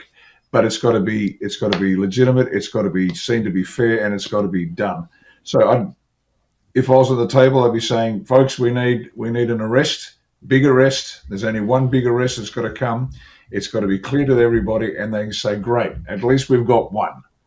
We've got one or two, maybe three major ones, but it's definitely one, and it's got to be a biggie, and that's Obama, the big O, and then everybody else can follow after that. And that's what the minimum I'd be asking for before July 4. That's music to our ears. Thank you, sir. Michael, I want to take this subject on. Any EBS, any Again, I realize you didn't get the memo from the president, or maybe you did, but presuming you didn't, do you think the EBS will be launched in your speculation ball before July 4th? And anything else you'd like to raise, sir? So I think the I arrests are going previously to. said, oh, I'm sorry. sorry, where you go, Mike? One moment, was it my I'll turn? intervene. I'll intervene here. If Ricardo, you've got something else to say, please say it, and then we take that question to Michael Jaco. You're through? No, I'm done. Over to you, Mike. Very good. Very good. Thanks. So I think the ABS is safe for some extreme emergencies. They may or may not happen. I think the rest are going to start to come after 4th of July. Then we're going to start seeing more of the. If it gets a little too hectic, if they start to try and run our cities or whatever, probably EBS will happen then. Settle everybody down. It might just happen in certain areas. I think most of America's good. We're ready for this to happen. We don't need as much information dump as some people will. But yeah, I think after the July 4th is when we possibly see EBS. But leading up, I think the rest are going to start. From everyone's been telling me that has really good insight that is coming before the 4th of July. So 4th of July celebration is going to be a celebration of all these people that have done quite a lot of evil in our country or are being arrested. Thank you. Dr. Merritt, do you want to weigh in on this? Sure. I hope it's going to be some debt relief. And I say that because actually this kind of merges into the last question you asked, but the word jubilee has come up several times. And a jubilee in ancient times, not so ancient times, has been a universal forgiveness of debts. And one of the things, like you talked about Warsh, one of the things he said was that the Federal Reserve has amassed, I think he said, $6 trillion in, expanding their balance sheet. And it benefited it was in the trillions. It was either 3 or 6 trillion, and it benefited the balance sheet, and it benefited Wall Street, but it didn't benefit the people, like the people that took loans. So there's a lot of that out there still. And I think that when you look at the world, God's world is really simple. It's you can understand it. It's land, growing crops, growing animals, doing things, making factories that benefit humanity. But this artificial world that we are been stuck in for thousands of years, and it's just gotten worse, it's based on managing war. It's based on poisoning people, and the debt slavery has been from time immemorial. But it's interesting. I've just been the study I've done on symbolism. It's interesting that we have 9 states, for example, that have the Phrygian cap on their state seal, which comes from an ancient, Anatolia, 5,000 years BC, before the pharaohs. And the symbol of the Phrygian cap, which is also the cap of the French Revolution, it wasn't really about liberating you and freedom. It was about going from chattel slavery, where you were in chains, to debt slavery. And if you notice, the Phrygian cap is always also on the Senate seal of the United States Senate. What? With the fasces on the bottom. I mean, they're showing us what's been going on. And I think if we really are going to get out of the system, we have to get out of the debt slavery. So I'm hoping there'll be a jubilee and there'll be forgiveness of debts, because who wouldn't get behind that? Absolutely, and I've covered that extensively on my Global Financial Reset show with a variety of guests, and they all concur with your points, ma'am. And I do believe that's coming. You've got the numbers have been quantified on the birth certificate trading. There's that chunk of, we're talking about repatriation of wealth, and of course debt forgiveness, because it was based on fraud and so forth and so on. You take that, and of course all the taxation, which was illegal and unconstitutional, the majority of it. All of these things and more in statements from Elon Musk. I've covered this a lot. You're absolutely right, and I'm hopeful also that we get some of this at least a drip out beginning July 4th, or at least a substantial statement with some dates supporting action. So great stuff. My last question to the panel, we'll go back to Colonel Bosey. Election. You know, right now, here it is, the end of May. We have one more episode in June on the Global Defense War, and then, of course, we'll have one in July.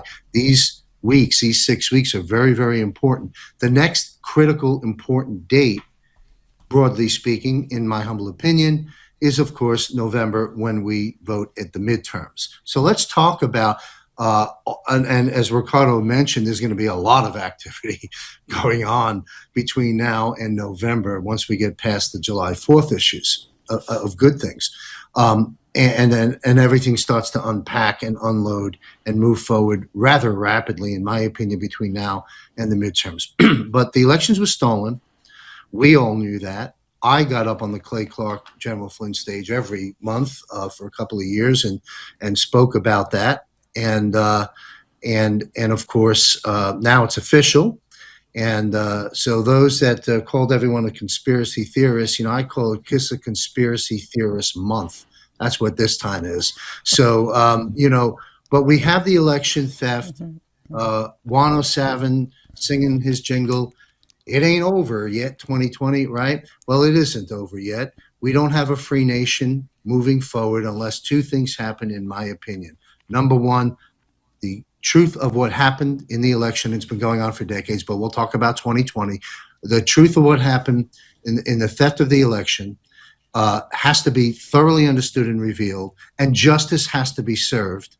And then corrective measures have to take place, or we should never vote again, in my opinion. That's my opinion section. Now, having said that, we go to the top of the panel, elections.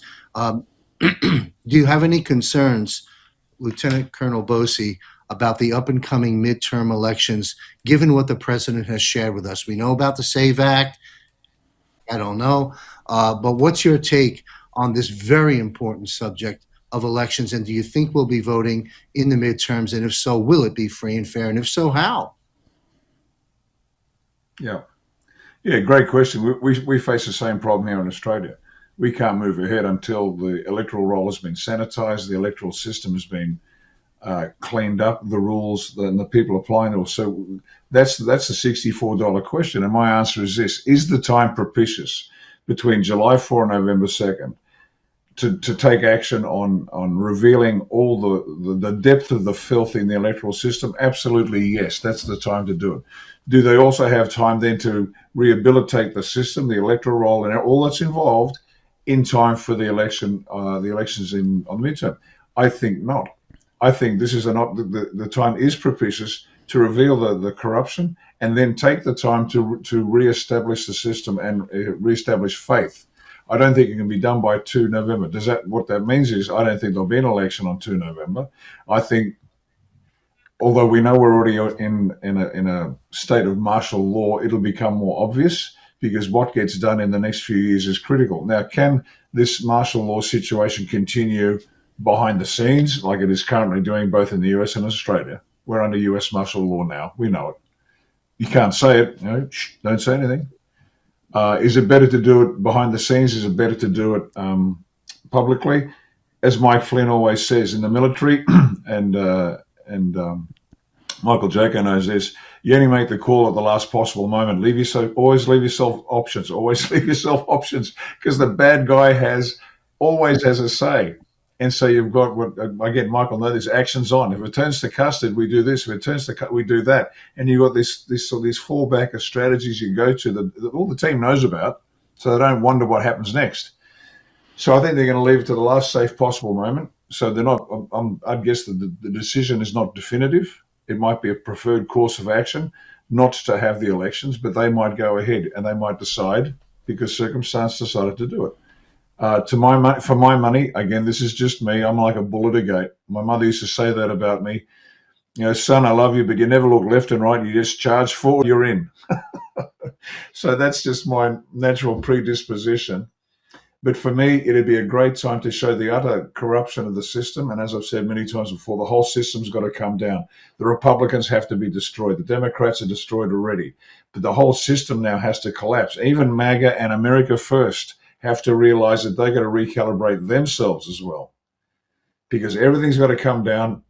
And the best time to do that is in the open, and then just say, hey, the commander in chief was established before the president was established. He has precedent. He's in charge, and we're going to go through a period of cleansing and rebuilding. And then, when the time is right, we then revert it to the people. Is that ideal? I don't know. It's an option, but I guess the novelty is worn off. Let's get to the end of this show. Let's be upfront with the people. Let's let them know what's got to be done, so we can then focus our efforts on rebuilding, rehabilitating the entire system. That's why I've been as blunt as a hammer with the Australian people with my opinions on this, because we're pretty robust. We'll take the truth and we'll go, okay, martial law, let's get on with it. What are we going to do? Let's get to it. But for my money, if I had to put a bet down, I'll finish with this. My bet is there won't be a midterm. I could be wrong, but there won't be a midterm, and there'll be a good reason for it. Wow. Well, that's on the record, and we'll see how that plays out. And that's quite a possibility. And the narrative that would shape that type of an event will be fascinating, and we'll be covering it as as the months get closer to that. I'll also interject. The president has, if the SAVE Act doesn't get done, he's pretty much said, and I'm paraphrasing, get it done. And if it isn't done, I'm going to declare a national emergency, national emergency, I think is the terminology. Come hell or high water, we're going to have free and fair elections. You could see ICE or National Guard and other people there supervising and monitoring that only people with proper ID and all the other criteria that one should vote with takes place. So we do have a free and fair election. But if we're not ready for that, if the president doesn't invoke that, let's not have an election until we get it right. And Juan O'Savin's on the record. I'm paraphrasing Juan is saying two things that maybe President Trump's, legacy, as you fast forward some years down the line. That's another discussion. But that would be restoring free and fair elections and restoring sound money. Both of those things first here at home in America, and then exporting that to the countries around the world. And I believe Juan is right about that. But thank you, Lieutenant Colonel Bosi, for weighing in. Michael, what's your views about this? It's a pretty important subject.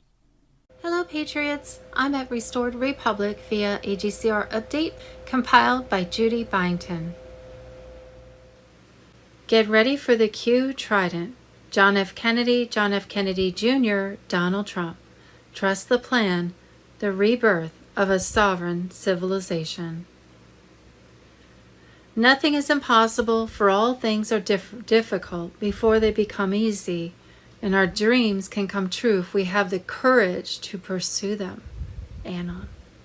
Judy note, the Council on Foreign Relations has effectively admitted the collapse of the old globalist order as President Trump accelerates the rise of the American system, economic sovereignty, energy independence, and America First foreign policy. Supporters say Trump has shattered Britain's century-long globalist framework and triggered the downfall of the post-war international order.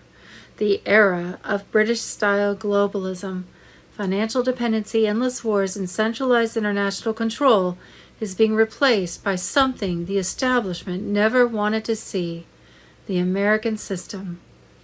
What many critics dismissed as rhetoric is now evolving into a complete restructuring of American foreign policy, economic strategy, and geopolitical alignment. And according to supporters of the current administration, the old guard knows it. Wednesday, May 27, 2026. We have a link. Breaking special report. Code Red. CFR waves the white flag project and reignited the American system. To secure that globalist downfall, on Wednesday morning, May 27th, President Trump called his entire cabinet for a rare meeting at Camp David for Thursday, May 28, 2026. Then suddenly on that same Wednesday, Trump changed to an immediate emergency meeting at the White House. All of President Trump's top cabinet members remain there right now. The next 48 hours would change the face of the world. What were they deciding? Glenn Beck knew. And here's a link to Glenn Beck. People should be preparing. This is very serious. Iran was on the table or not. Perhaps we could better say the Islamic agenda was on the table. The real objective of Trump's Iran operation was securing the enriched uranium dust held by Iran, dismantling deep state networks, and revealing how close the world came to disaster. Iran became the key to uncovering what many call the biggest deep state crime, the alleged transfer of weapons capabilities to enemies during wartime by Obama. The nuclear fingerprint tied to the enriched uranium is described as the final piece of evidence connected to Uranium-1. Everything is building toward one conclusion: treason. But America's real problem was not so much Iran's uranium buildup as it was the Islamic agenda and those supporting it from within. Obama, his CIA, and their mind control program that has grown into AI data centers across the nation. Way back in 2020, CIA Chief James Woolsey admitted on national TV that the CIA's job was to overthrow governments. Evidently, that included the United States. He had made the statement right before 51 CIA intelligence officials intervened in the 2020 election, effectively participating in the overthrow of the U.S. government in 2020. Obama was over the mission, and all that followed. The 2020 election fraud was not the deep state, CIA's most effective threats. Mind control programming combined with their massive and building of AI data centers across the U.S., all with a specific purpose of controlling minds of the people. Although CIA mind control experiments had been going on since the end of World War II, the dangerous infiltration into private lives of citizens was first made public back in the 1970s, with congressional hearings on the subject. In 1995 and 1970, congressional hearings were held on the CIA mind control of children that had been going on since Nazi mind control specialists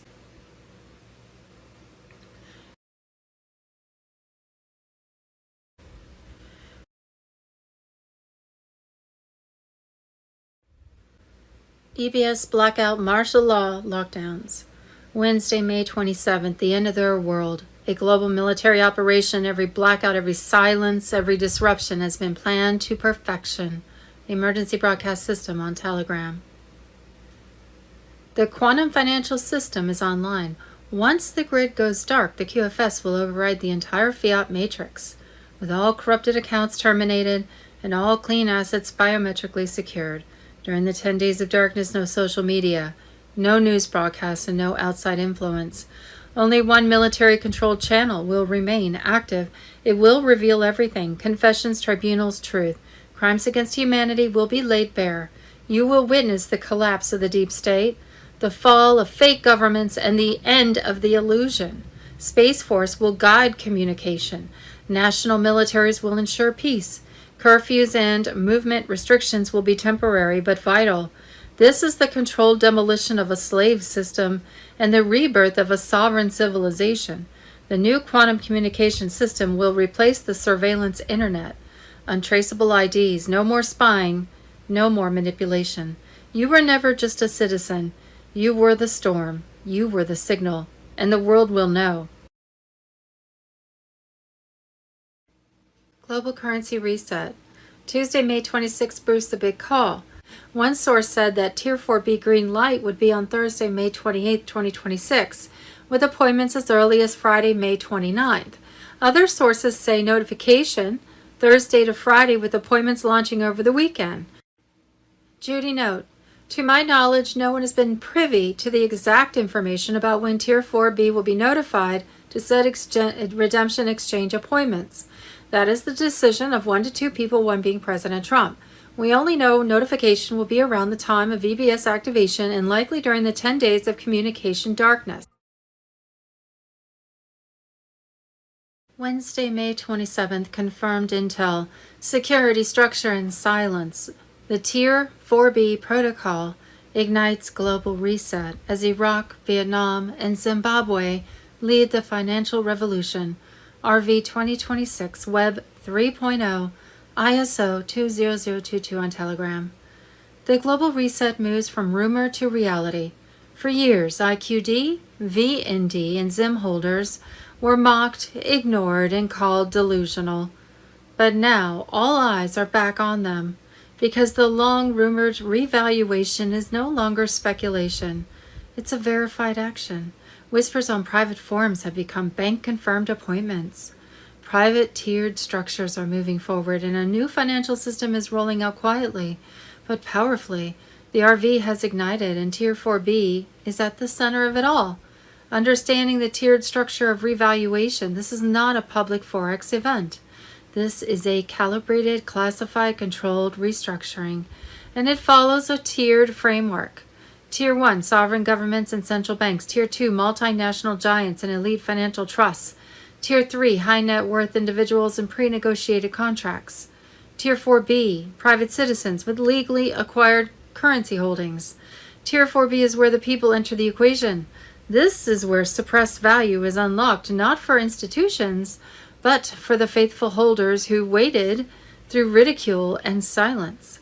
And now Tier 4B is live. Security structure and silence. The Tier 4B protocol. No walk-ins, no leaks, no circus. Bank staff are trained, armed with secure systems, and operating under blackout conditions. Participants are vetted and electronic devices are restricted. Tier 4B is not a public event. It is a classified operation, monitored, documented, and now fully active.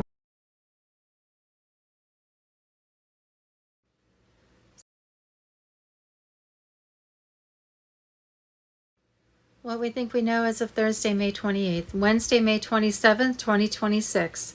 Crooked, New York, AG Letitia James, the same hack who weaponized justice to hunt President Trump, is now staring down 30 years in federal prison and $1 million fines for mortgage fraud. She lied on loan apps for sweeter rates, even listed her own father as her husband on documents. Hypocrisy level maximum.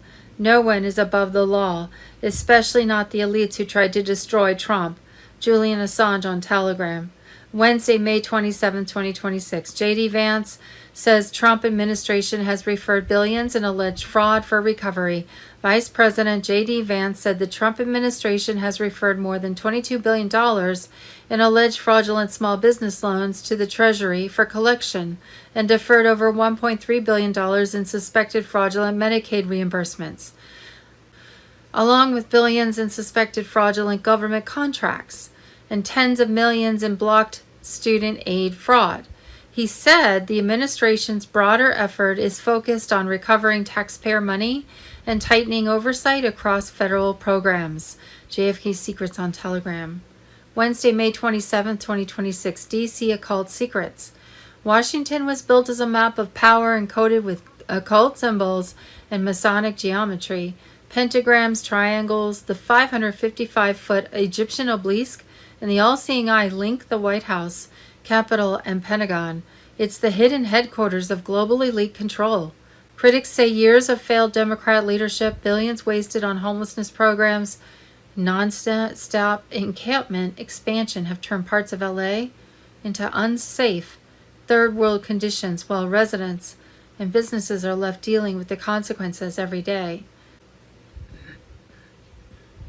Good morning. It's Thursday, the 28th of May, 2026, and there is so much going on behind the scenes, but very little being talked about in public.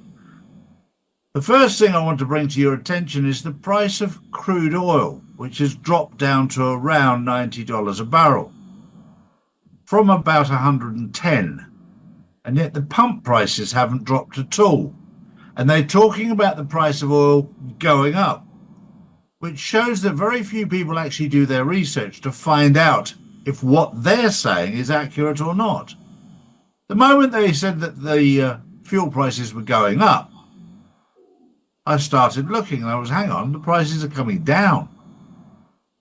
But there's a tendency just to believe what people say without doing your research. It doesn't take a lot of research. I've currently got my daughter over here staying in Spain, and she has insisted that diesel prices have always been more expensive than petrol or gasoline. Well, I know more about that than most people. To actually refine crude oil, it costs more to generate gasoline or petrol than it does diesel. There's a step ladder, if you like, of products. And petrol has always been more expensive to refine than diesel. But diesel costs more at the pump. And the reason is quite simple. It's because they talked you into buying diesel cars. And there's more people using diesel than there are petrol. So they simply put the price up. Good morning, Charlie. Good morning, everyone. Going into my first story, Spain's ruling PSOE party is facing major corruption investigations after the civil guard reportedly raided its national headquarters over alleged illegal financing, bribery, slush funds and kickback schemes. Meanwhile, in the United States, a former senior CIA officer has reportedly been arrested over an alleged fraud scheme involving more than 300 gold bars worth around $40 million, with investigators claiming operational funds were secretly diverted and hidden along millions in cash at his home. Two separate investigations, but many are now asking the same question. How deep does the corruption really go inside governments and powerful institutions worldwide? Well, Pedro Sanchez has been the ruling party here in Spain for many, many years. He's a socialist, and this is all, and his offices were raided, you're absolutely correct, this week. There's been so much fraud that has been going on, and yes, they've been buying physical gold with their corrupt monies, because if they put the money through the banking system, of course, everyone can see it. And this is where they have been, what they thought was being clever, buying gold, but of course that's all been tracked as well. They thought they'd get away with it, and they won't.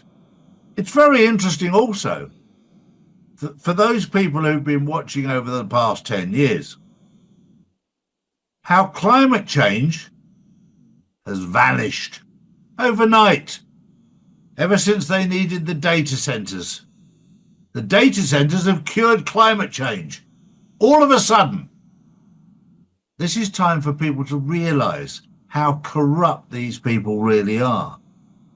We've seen how things change overnight and things just suddenly don't matter anymore.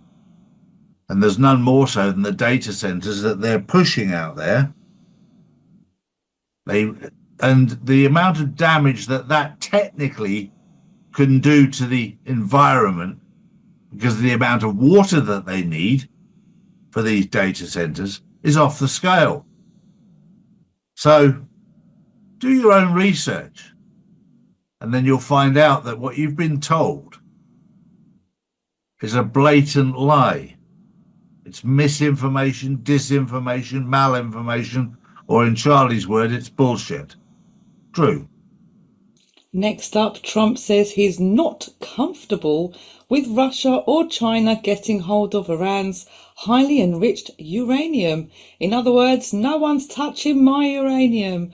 Middle East tensions are rising, nuclear talks continue, and suddenly everyone wants shiny glowing rocks. Sounds like Trump doesn't want to share the toys in the sandbox.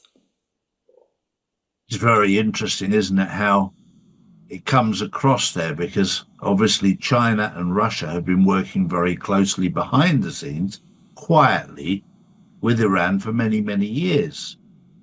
And what Trump is actually doing, forget about what they tell you he's doing, is dismantling a system that was put in place by the Bushes, the Obamas, the Clintons, and the Bidens to destabilize Iran.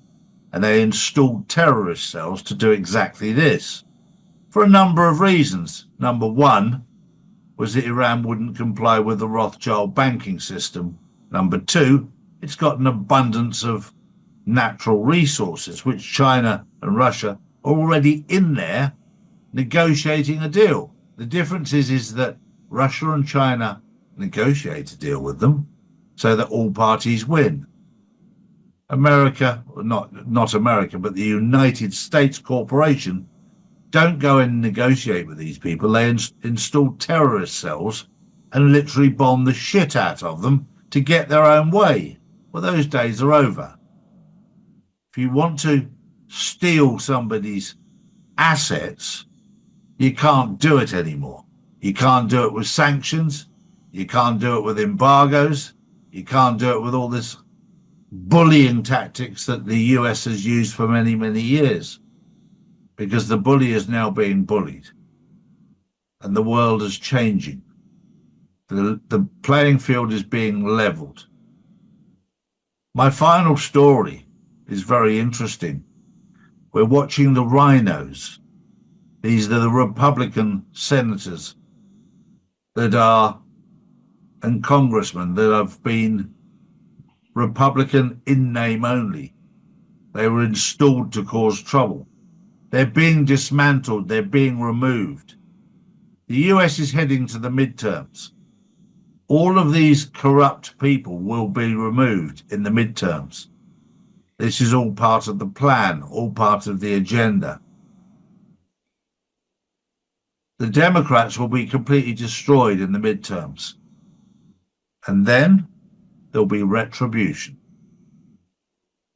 That was the news on Thursday, the 28th of May, 2026. Have a good day. We'll see you tomorrow.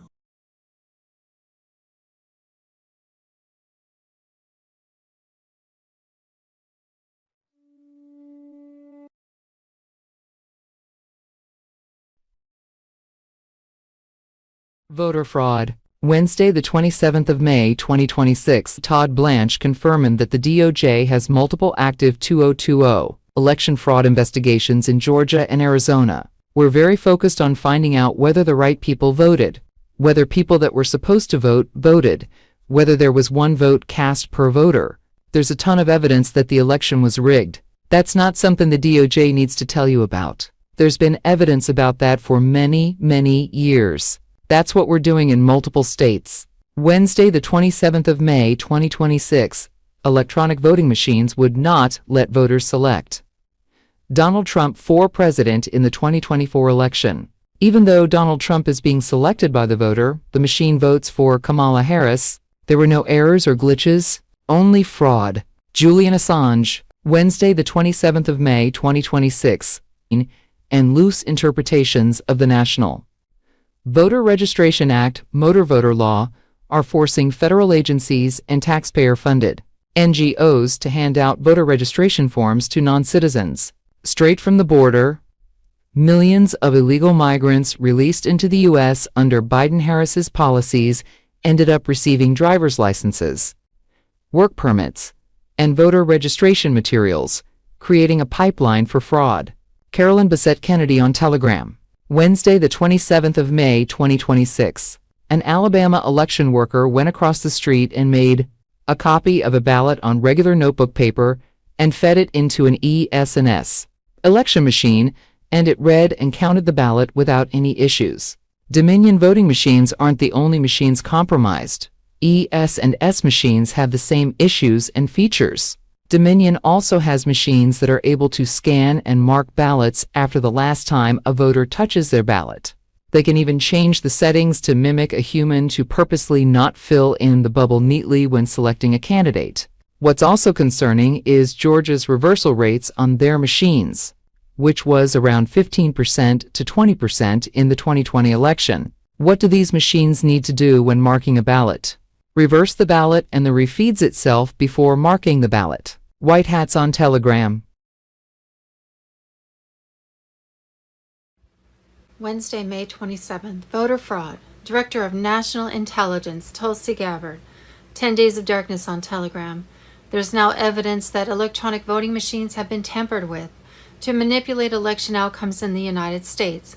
As we witness the overthrow of the U.S. government on November 3rd, 2020, we have evidence of how these electronic voting systems have been vulnerable to hackers for a very long time, and vulnerable to exploitation, to manipulation, the results of the votes being cast, which further drives forward your mandate to bring about paper ballots across the country, so that voters can have faith in the integrity of our elections. Dominion deleted 2.7 million Trump votes nationwide. Data analysis finds 221,000 Pennsylvania votes switched from President Trump to Biden, 941,000 Trump votes deleted, and 435 votes from Trump to Biden.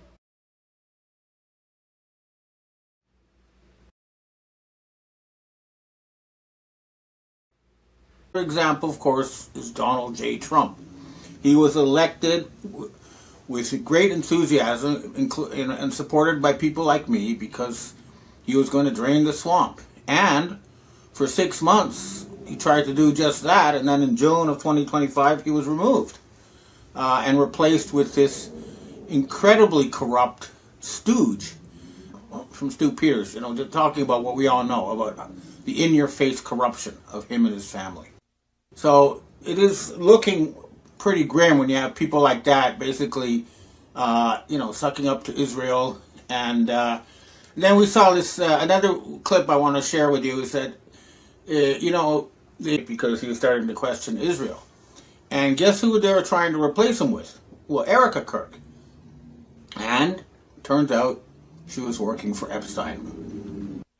We're obviously controlled by psychopathic criminals, and they have stolen our democracy. I mean, they're dropping kicks. The reason why these people are in power and still remain powerful is because they control the financial system and the mega corporations.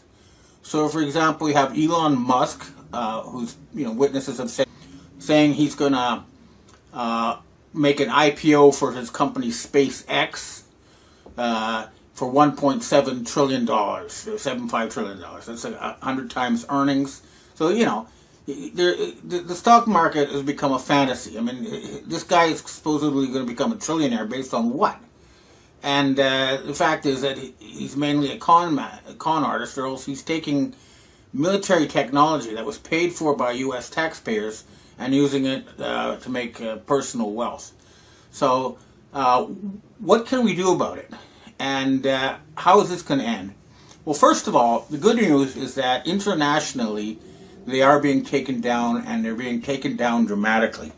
Take a look at this clip from Dubai, for example, to show what's being done to them outside of the U.S. So you see, if they try to steal oil, they try to sell oil to the Khazarian mafia, the Satanists, their ships get blown up now. They cannot get oil. They're being strangled. Unfortunately, the American people, because they're still under control of these gangsters, are going to suffer. They're going to continue to pay higher gas prices, and farmers are going to suffer.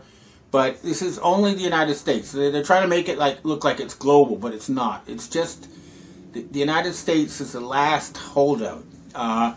And the situation is changing dramatically elsewhere. Israel has basically lost the war and has had to surrender. And Ukraine is also coming to an end. Watch this clip of Vladimir Zelensky's former press secretary with Tucker Carlson to see what I mean. The fact that she's coming out now and saying that, people who oppose Zelensky were being murdered, she can say this because they're being taken down. The latest reports I'm hearing is that Zelensky's wife, Olena, is about to be arrested. And then after that, it's going to be Zelensky. So it's not all. The United States does have white hats, and they are on the case. Tulsi Gabbard, the director of national intelligence, is with the White Hats. She was working for the real Donald Trump, and she still is working for that group. And even though Mossad raided her offices to take away documents showing that it was Israel that murdered John F. Kennedy, and also about the MK Ultra torturing of kids, her investigations are continuing. She's now leading an investigation into 120 U.S. biolabs that have been spreading bioweapons around the world. So that's a good thing. Now, the other thing that happened was when the United States corporation sent a huge delegation to China to try to beg for money, and they got exactly zero. They were lectured about the criminal war against Iran. They were lectured about the slaughter in Gaza, and they returned empty-handed. Now, I incorrectly said that Jared Kushner wasn't in the delegation, but the fact is, I issued a correction because he is the head of the current fake Trump administration. The P3 Freemasons insist he is the most senior member of that fake administration, and if you look at who went to try to negotiate with Iran, you saw it was Jared Kushner. So this criminal was trying to, get money from China, and they told him to buzz off. The U.S. Space Force and that group is now turning against Kushner and their fake Trump. So hopefully another big branch of the U.S. military will help Tulsi Gabbard to clean the system up. But, the proposal that is still on the table for the United States, this is from the Dragon family, is that all U.S. debts, in fact, all debts, we're going to try to stage a jubilee. So all debts worldwide will be written off, and the entire international financial system will be rebooted. And it's not just me saying this. Sergei Lavrov, the Russian foreign minister who visited China right after Trump left, is saying the same thing. The Chinese are saying the same thing. The international financial architecture that was put in place at the end of World War II needs to be revamped. And there's some specific names that we need to mention, who people are trying to stay in the shadows, but who need to be removed from control of the financial system and the corporations. I'm talking about David Rockefeller Jr., and I'm talking about other members of that clan who control most of the U.S. Fortune 500 and try to hide behind people like Larry Fink, who's just a hired hand. So we have to go after these people. We have to confiscate their ownership of the mega corporations. That'll stop the huge rush to build data centers that are intended to enslave us and replace us with robots.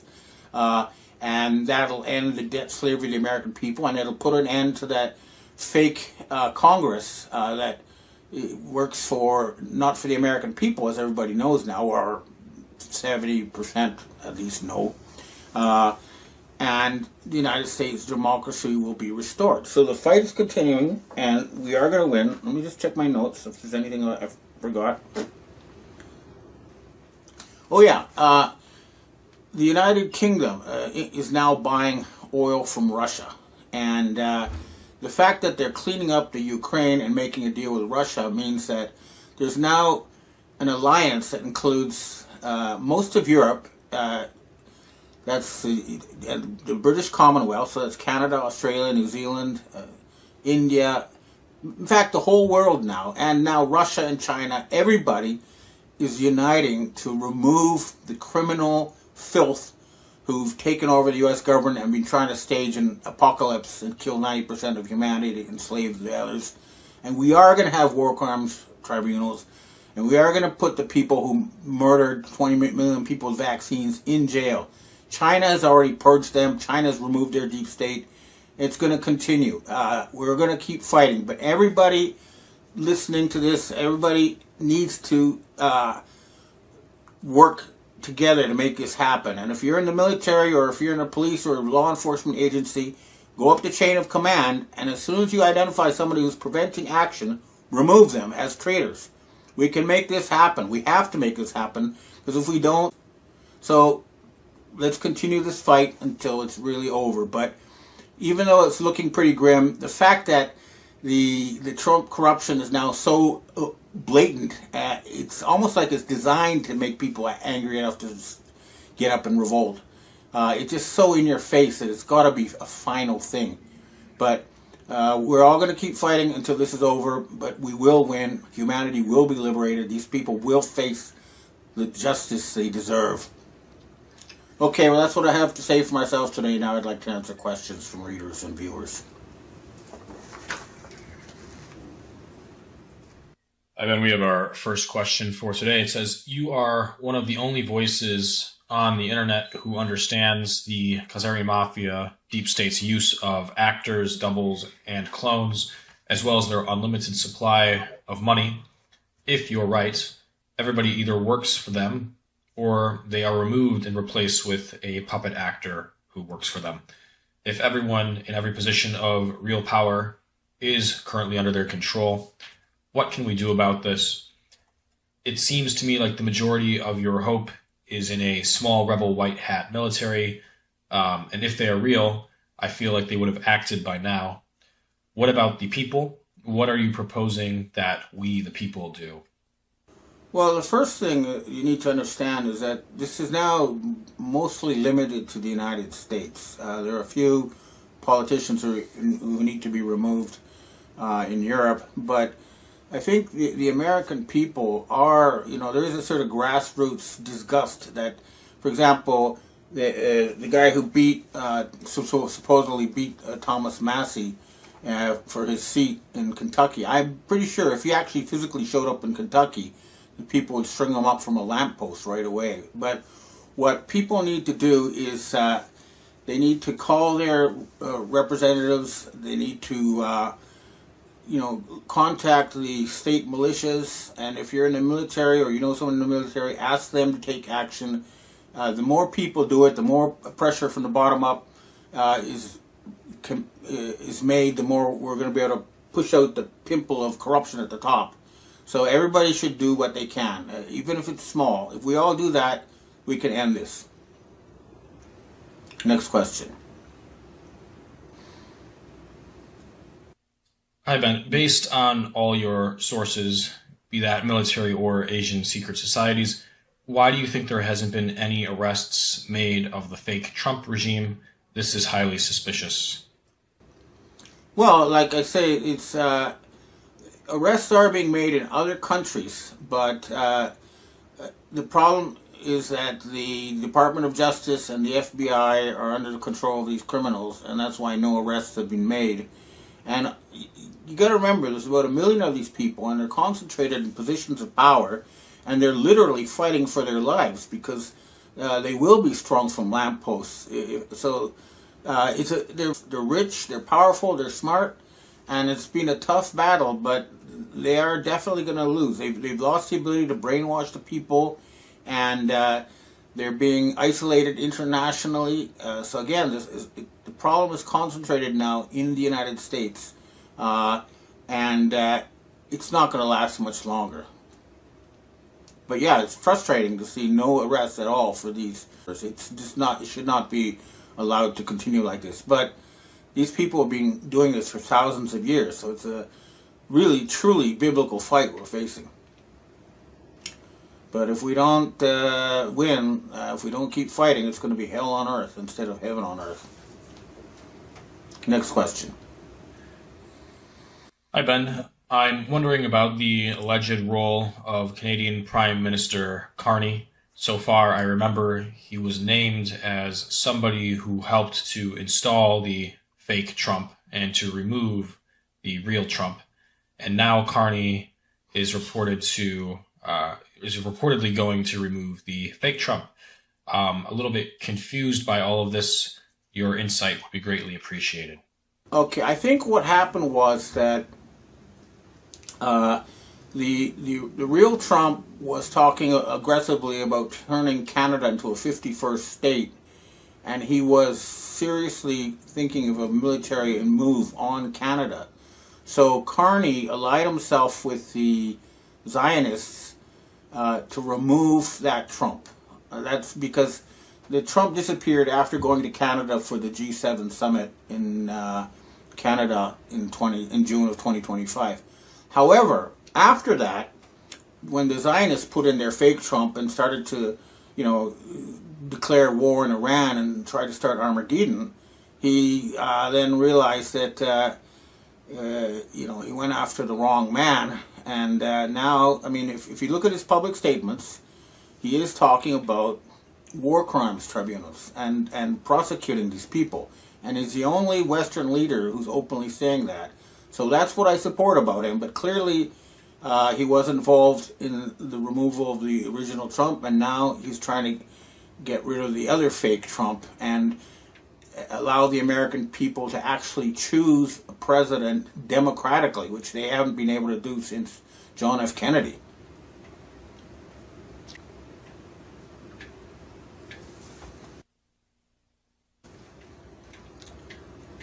Next question. Hi, Ben. We have our last question for today.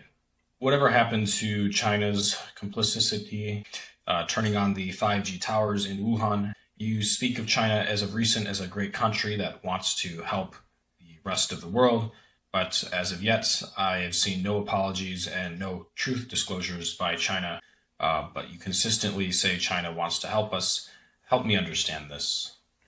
Okay, something happened in China. Remember all the men in the white suits in China and the people being locked down and face recognition cameras preventing them from leaving their houses?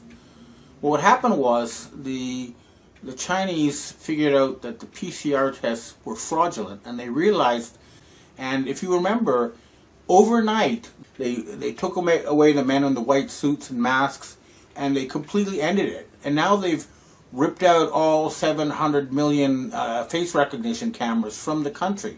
So, and most of the top of the Chinese military has been arrested. Many of them are facing death penalties. So what has happened is that the Asian secret societies removed the deep state from China. So there was a China controlled by the deep state, and you can see that they have been removed by events on the ground. So that's what happened with China. I'm not saying everything is all hunky-dory in China, but if you actually go there yourself, you can see that people are much better off and actually have more real freedom than in the United States. Go to China and see with your own eyes. That's my advice. Okay, well, that's it for today, and I hope to see you again next week, and hopefully we won't have to put up with this horror show for much longer, but we're going to keep fighting until it ends. The incredible legend, Dev Greer, SEAL Team 6, Michael Jaco, and so many other accolades this man has to his name. Michael, thank you for being back here, and thank you for your service, your support, your friendship, and your leadership. Yeah, thank you, Brad, for your service. Yeah, it's good to be with another veteran. We've been talking some deep subjects. We're on other military panels and so forth. And they're just starting to get into what we've been talking about for months and months and months now. Yeah, it's wild. And the Great Awakening is here, everybody. Just in case, it's pretty much game over, deep state. And literally what everybody just saw, Michael, there from President Trump, I'm going to play that clip for all of you off the White House website. So nobody can say, that was added in, that's made up, that's AI generation, that President Trump said that. And I'll play the 30 seconds leading up to him saying this, and then about another 20 seconds after that, because this gives prominence to a story that is directly related to Michael, which he'll share with you all again.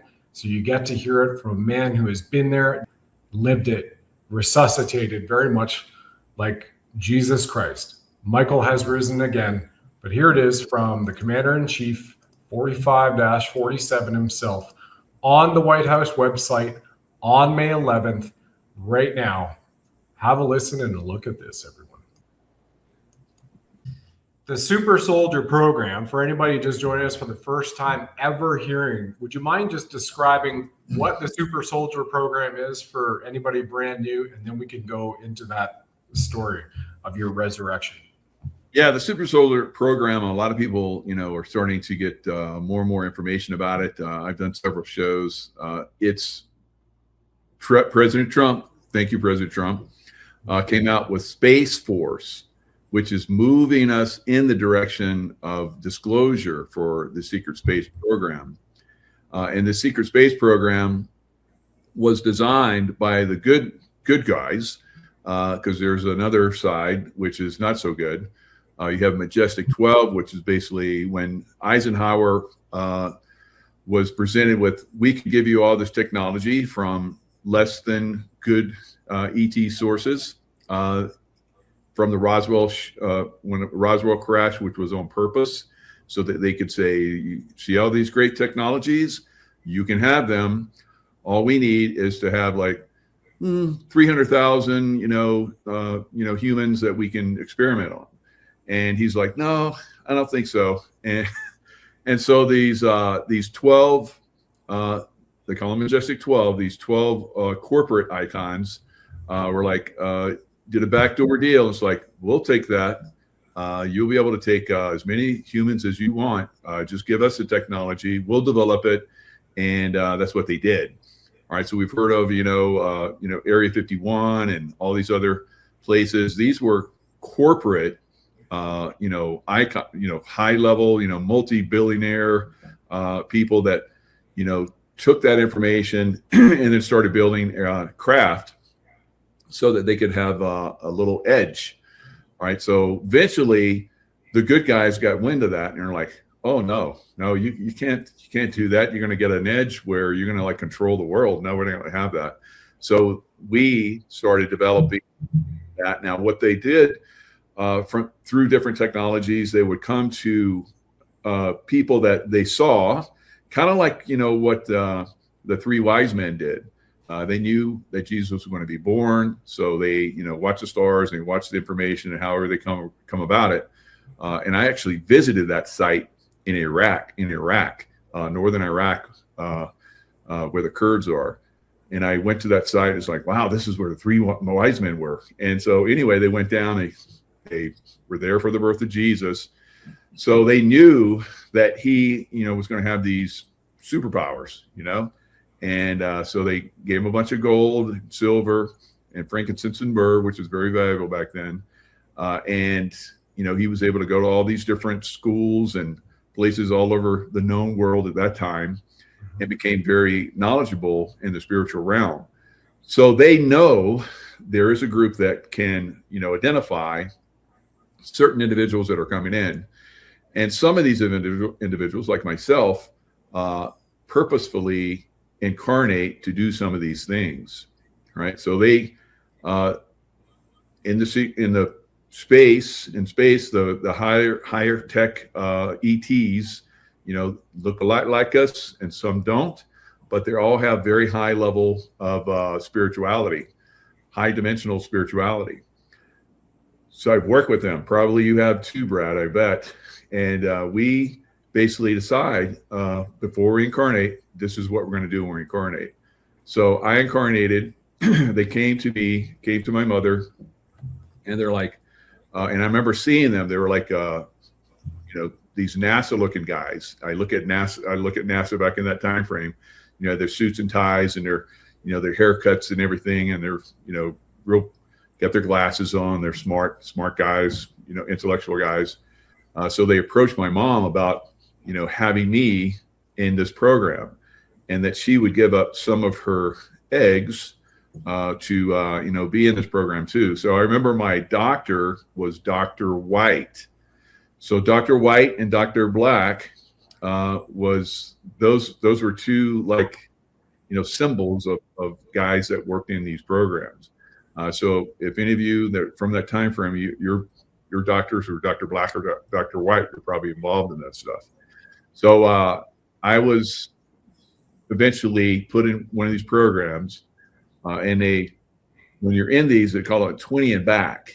So you go in, you work in the secret space program for 20 years, and then they put you back in the time frame where they took you, if you want to go back, and they erase your memories and so forth. So that's where a lot of people are. You hear this 20 and back secret space program. That's where a lot of people go in and out. Now, the dark side guys do the same thing. They have a 20 and back, but they basically just take people as slaves and they put them in these programs, and they, perform, and then they put them back. So you're having people that have these memories get jogged over time. Usually when you hit about 40 or 50, your memories start to come back, right? So that's what's happened for me.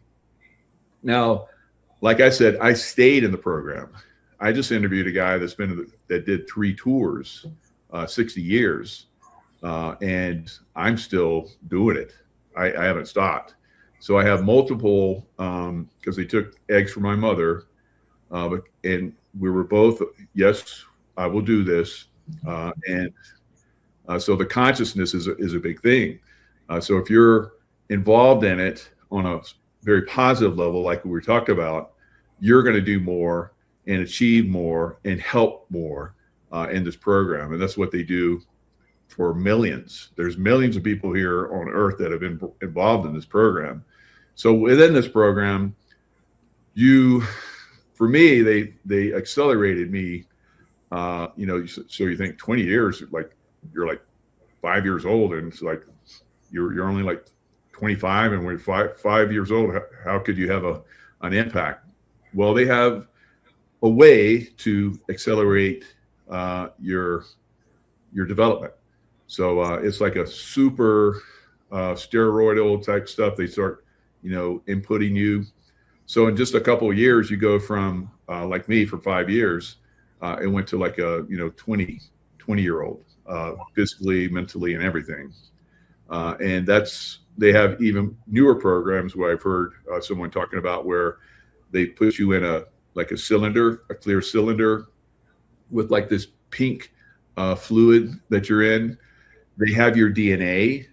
So this is an important part. The DNA, when they regenerate you, they have like 30 to 40 days to completely regenerate you. Your soul will go back into your body. And all the mystics and so forth, talk about how you usually hang around your body for 30 to 40 days after you die. So it's kind of the same thing. So they regenerate, like you heard President Trump talking about how they brought somebody back to life. And so we have that technology. So he knows that. He's probably maybe even witnessed some of it. We bring people back to life. And it's not just me. There's thousands and thousands of people that have been injured, lost limbs or whatever. Limbs get regenerated. You can stay about the same age, about 30, 35 years old is like the average age, even for people that have been in the program for like 3 iterations, 20-year, iterations. So they'd be like 60, 70 years old or whatever. And they're still physically, mentally, and everything still 35. But of course, you have all your memories, you have all your experiences, which play a huge part, in the secret space program, making that a very effective organization. It was incredible. So it reminds me that there's so much truth that we see in movies. So you've got in Captain America, the very first one that Marvel brought out, they bring that guy in and he looks like he's, got the body of a 12-year-old or a 13-year-old. And he signs up for World War II. And all of a sudden he's Captain America. He's the super dude. But then he's the same age all throughout the decades and the ages, and the woman that he wanted to marry before he went off to fight the Nazis in Europe. She's grown old to 80 and she's withered and skin, and he's the same. Steve. Wow. America's the same. I didn't know that connection. That's fantastic. Yeah. Oh my God. Yeah. After this, you and Tracy Joe need to watch Captain America tonight. I gotta watch that again. Good. Yeah, exactly. Because he'll never age. And then now we're also seeing that pink fluid you were mentioning, Michael, like an amniotic fluid, put your DNA in there and then regenerate it, just because it has your blueprint. And it also, since you mentioned, right, we're electromagnetic biophotonic beings of light. Anybody can look at Carolean photography from 1966 all the way now to the spectral photography that is commercially available for everybody to see. And we have this quantum entanglement and this signature for every individual, which is there, that can regenerate these things for us. And I love how you mentioned, if your soul or your consciousness, that mystics have, goes all the way back to Sanskrit, everything, right? Tibetan, libraries as well. If your soul, your consciousness is hanging around for 30 to 40 days, that also gives me an envision of astral travel. So the body being the vessel or the car, to put it in another more familiar term with some of the audience, right? Let's just say you have a car. That's your chosen car for this lifetime, right? But it grows up with you. Something happens, it gets dinged, the engine's dead, but you can't go anywhere. You can go into the waiting room somewhere, you can go traveling around, and hopefully you come back, but you have a certain time limit. That's almost what we're saying here. I would like to put forward. Does that kind of resonate with you, to give it those analogies? Yeah, absolutely. We have those technologies. We've talked about these technologies that are already here. So they're already being implemented slowly, methodically, just like you're talking about the movies. They give us little keys. You look at Aquaman. You have Momo. What's his? Jason Momoa. Oh yeah, playing. Yeah. So he plays Aquaman, and there's another incarnation that I'm currently living where I'm an Aquaman. Mm-hmm. So in that Aquaman, I have gills right here. I can swim as fast as a dolphin. I grew a tail, and the arms come in and everything. So one of the ways that we're used is, of course, we have this ability to send out like a pulse that comes back to us, and we read what's out there. Yeah, we can actually create sound waves, and the dolphins do the same thing. We actually train the dolphins to get as good as we are, but we create sound waves that can destroy ships, submarines or whatever, or influence them, whatever we need to do. These are some of the technologies we've seen. We've seen Dune. If you ever watch Dune, they have like this machine that goes whoa, and they send out this sound wave that just sonic weapon. Yeah, sonic weapon. Very good. So sound travels faster in water than it does in air. So you can communicate in water faster. So if there's something going on, because there's a lot of stuff going on underwater that people still don't understand. You see aircraft and stuff in the sky, planes fighting and jets and all that kind of stuff, drones. That is all happening underwater on a level that's even faster and more advanced. So it's very, very interesting, all these technologies, all these capabilities. Same thing with the DNA. Our DNA can be influenced to create these tails that I'm talking about, the way we're able to swim. So fantastic stuff. It's really cool stuff. And for anybody who's been watching just the UFO disclosures as well, tied all to this. And again, 4 years ago, May 3rd, 2022 was the very first show on the Sovereign Soul Show. And for many shows after, dozens and dozens, I would say, we report and we talk about all things ancient, current, and quantum. Ancient, current, and quantum. Well, here it is. You're seeing this entire culmination of ancient, current, and quantum warfare, militaristic, psychological, spiritual, physical, emotional, and then all obviously environmental warfare to a degree, but the frequencies that can all be flipped back to the benevolent, to light. So dark forces, light forces, right? Dr. Lee versus Dr. Black, which blows my mind. That was your doctor. Then holy cow. I mean, what a tell. X-Files Mulder would go crazy with that one. But here is a video analog from 1994 about the underwater submersible objects, right? Which, Michael, you were just mentioning. So I'm just going to play 30. I'll mention right here, Brad. I don't know any of these videos, but I just come on and you just roll it, and I'm like, I just kind of ad lib and speak about some of the stuff. But isn't that interesting that you had this planned, and I didn't even know that at all?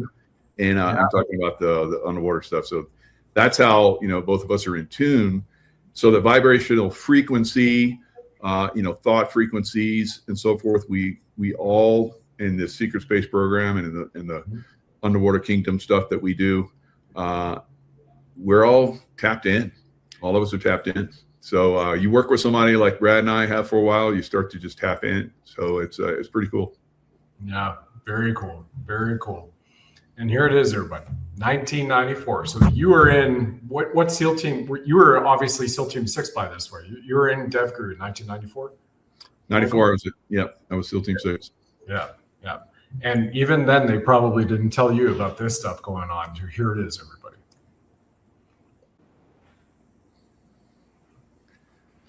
Very cool. Yeah, those probably, there is a possibility that they came from underwater bases. And I've been talking about that for years. And when we had all those drones that were out on New Jersey a couple years ago or so, that everybody was freaking out about, I said they were coming from underwater bases. And then the Coast Guard said that they were seeing them come in and out of the water. So obvious, and it kind of stopped there. They didn't go any further with it, of course. So we do have the technology to go in and out of the water. I remember when I was a little boy, 5 years old or so, around the time frame where they came and got me.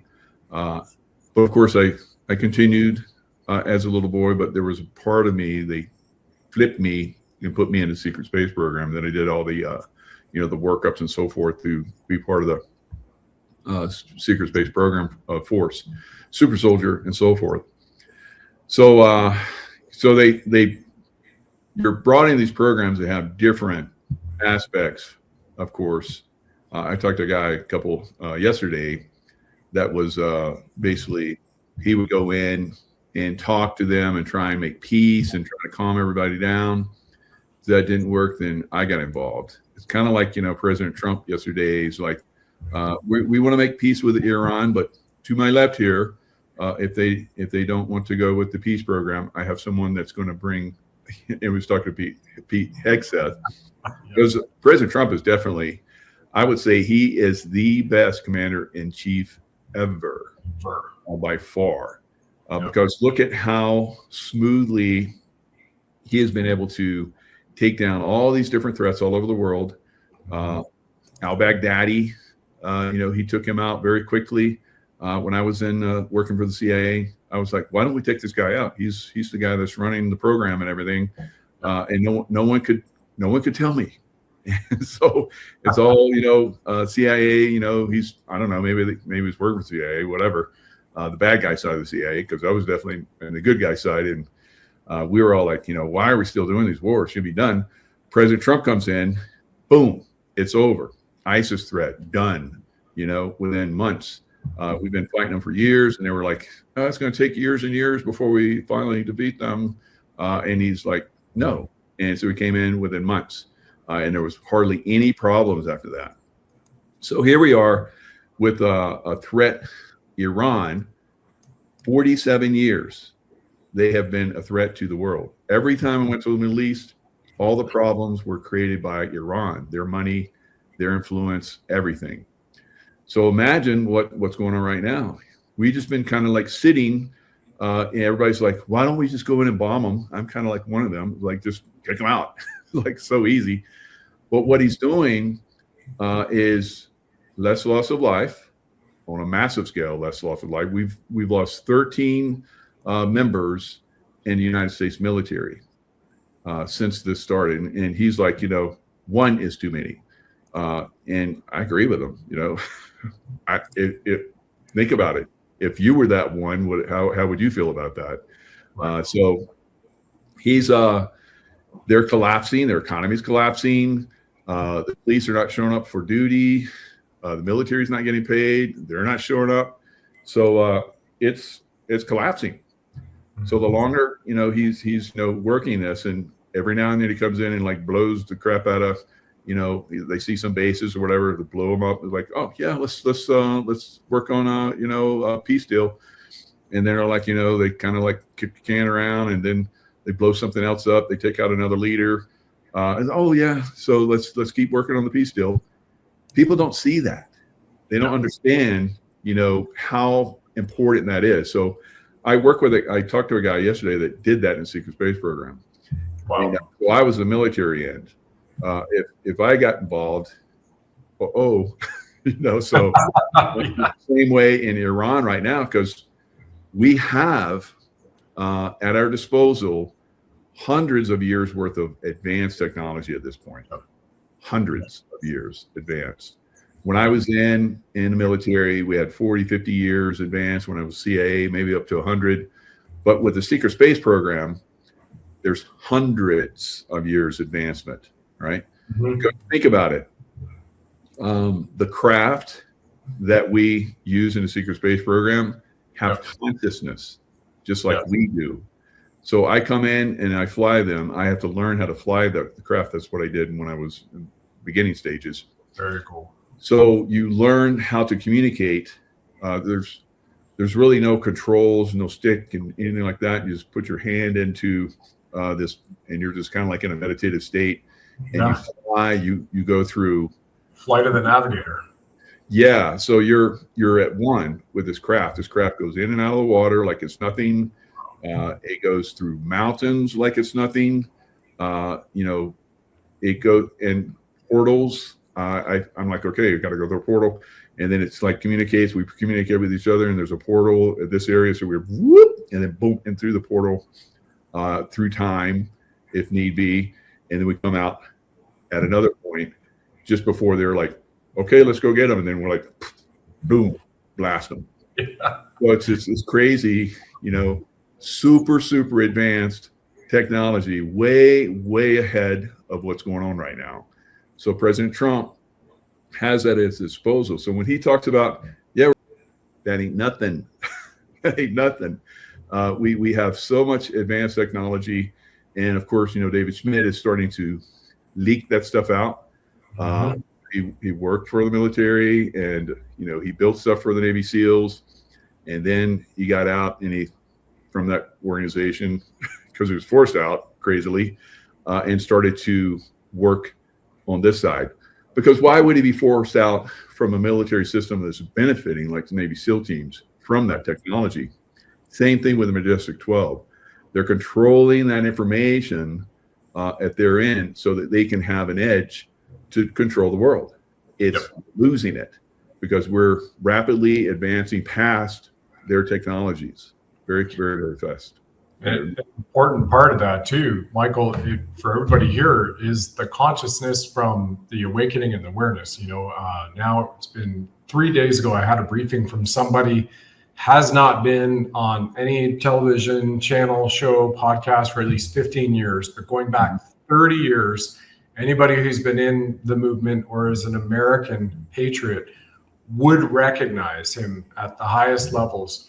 And he shared with me in that briefing, and we mentioned it on our show the other night, they said the military, the way they bring this out to the people is through TV, media, books, so films and music to build the awareness. Once you have the awareness of the people, so they're not in fear. Fear causes the easiest way to control anybody is put them into fear, right? The threat to their life, the threat to their livelihood, no job, as we know. That type of fear threat, once they have a greater awareness, they can't be controlled. They're outside of the system. Then you can move forward with the full abundance of what the truth really is and get it from that stage. So what we see here, I've got 3 clips I want to share with all of you from the awareness stage, news and media. The first clip is a guy whistleblowing, talking about Lockheed Martin, right to your point about the craft, Michael, that goes hundreds or maybe even 1,000 or more years advanced than what we have on Earth right now commercially available. This is on the Danny Jones show just the other day about Lockheed Martin, Skunk Works, and what they've been hiding. Lockheed right now, there are craft that can go to Mars in a few hours, right now in Lockheed. So how do you know what they have at JPL? How do you know they have... Not JPL, Lockheed. Lockheed. How do you know that Lockheed has this technology that we can get to Mars in a couple hours? Lockheed has, I think, some assets in Nevada, but they have a lot of corporate facilities in California, in the state of California.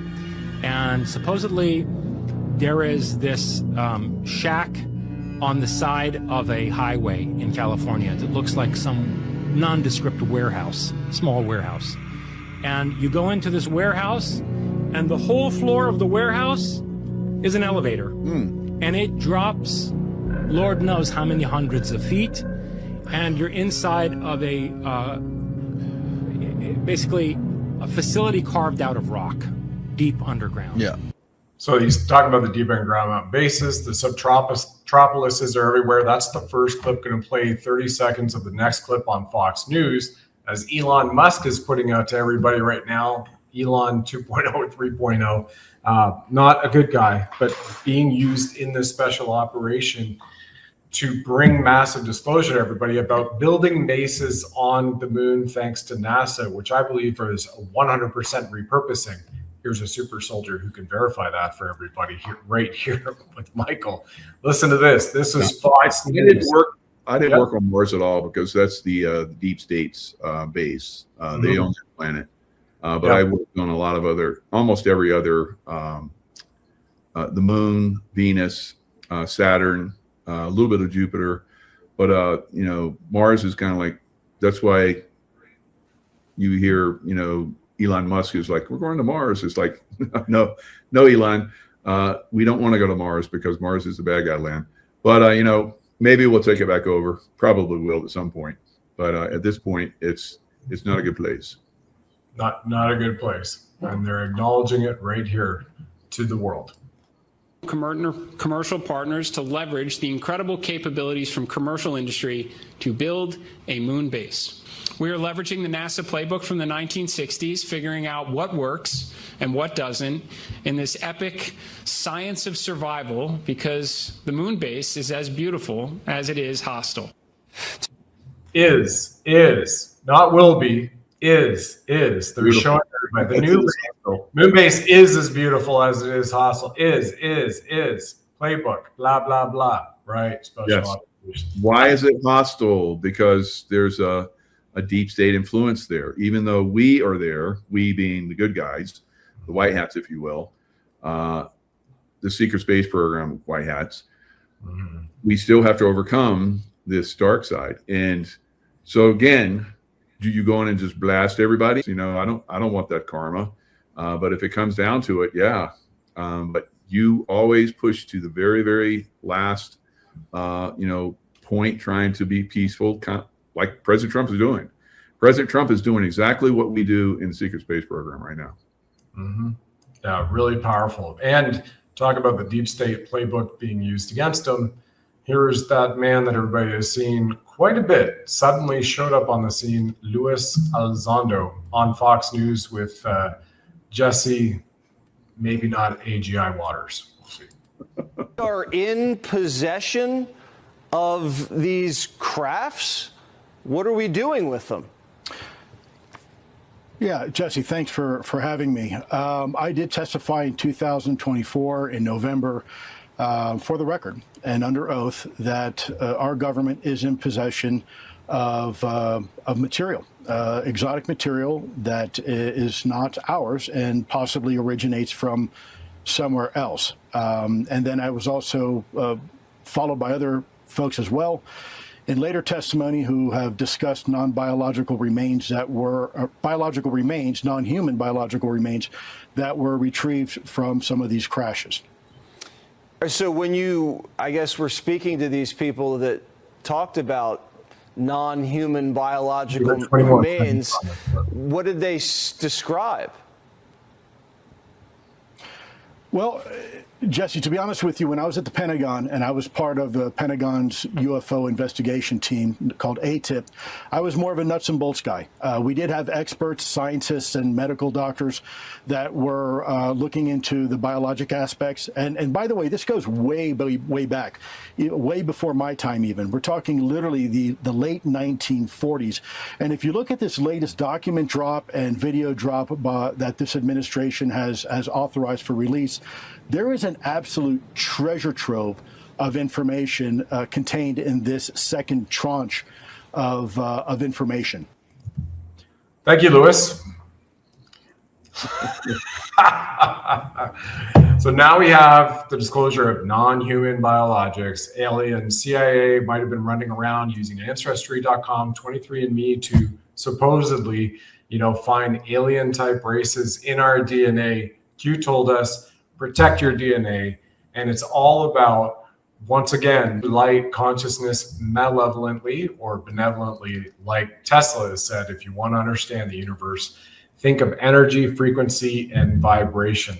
So turn it back to you, Michael. First of all, comments on those three clips and all those are from the last 72 hours out there in the public for them to see.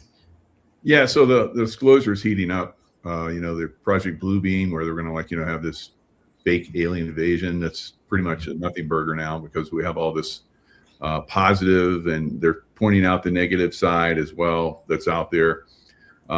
even Jesse Waters, CGI Jesse Waters, or like the new Jesse Waters, because I remember Jesse Waters, he was kind of like, a very immature, guy in the beginning, and now he's like very well spoken. And it's like, did they replace him, or did he just like get instantly a new brain, or what happened? But cloning is huge in these different. Speaking of Jesse Waters, cloning is very huge, and Elon Musk and all these Biden, and so cloning is something that's now being talked about. Even Jesse Waters talked about these reptilian Draco beings and so forth. It's like it's all being revealed. So the bad guys, the Draco, the ones that like to eat our babies and drink blood and all that kind of stuff. So to keep themselves young, they're being called out. They're being dimed out. They're losing their ability. Now, as far as like the capabilities of the craft, like I discussed earlier, that stuff is being revealed slowly but surely. They're showing craft going into the water. We've seen a few of those already. Eventually, they're going to show more, and now they're showing like where portals used to be. I think it was like New Mexico or one of those where they had a mountain, and they're like, "Oh, look at this! It's like, where did this come from?" It's like it looks like some kind of opening to a cave, and it looked big enough for a craft to fly into, and so forth.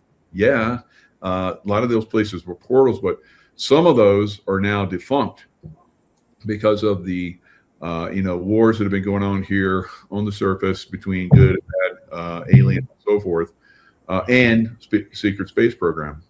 So there is a lot of that going on. Invisibility is a capability that we have as well. You're just flying at a different frequency, like we talk about vibration frequency. You change the vibrational frequency. I can do that with my craft, or I did used to do that with my craft. At this point, I'm in charge of large groups of people that do that. Right. So you're going to have a lot of this stuff to start to leak. So people are looking at, oh, that's very interesting. What is that? So we'll eventually start to see that, where some of these places are, bases where craft fly into, portals where craft fly into to like, shift to different areas of the, cosmos, our solar system, galaxy, our whole galaxy, other galaxies. So some of this is going to start to be revealed. Yep. Because humans are not just in our solar system. They're throughout our galaxy, and they're in other galaxies. We, humans, are in other galaxies. So that's going to be disclosed as well. I mean, we're just getting to the point where like, there's some guys that are involved in some of these high-tech craft, and that's going to, go to another level where, these guys are flying craft that have consciousness. And so that'll leak to the mainstream.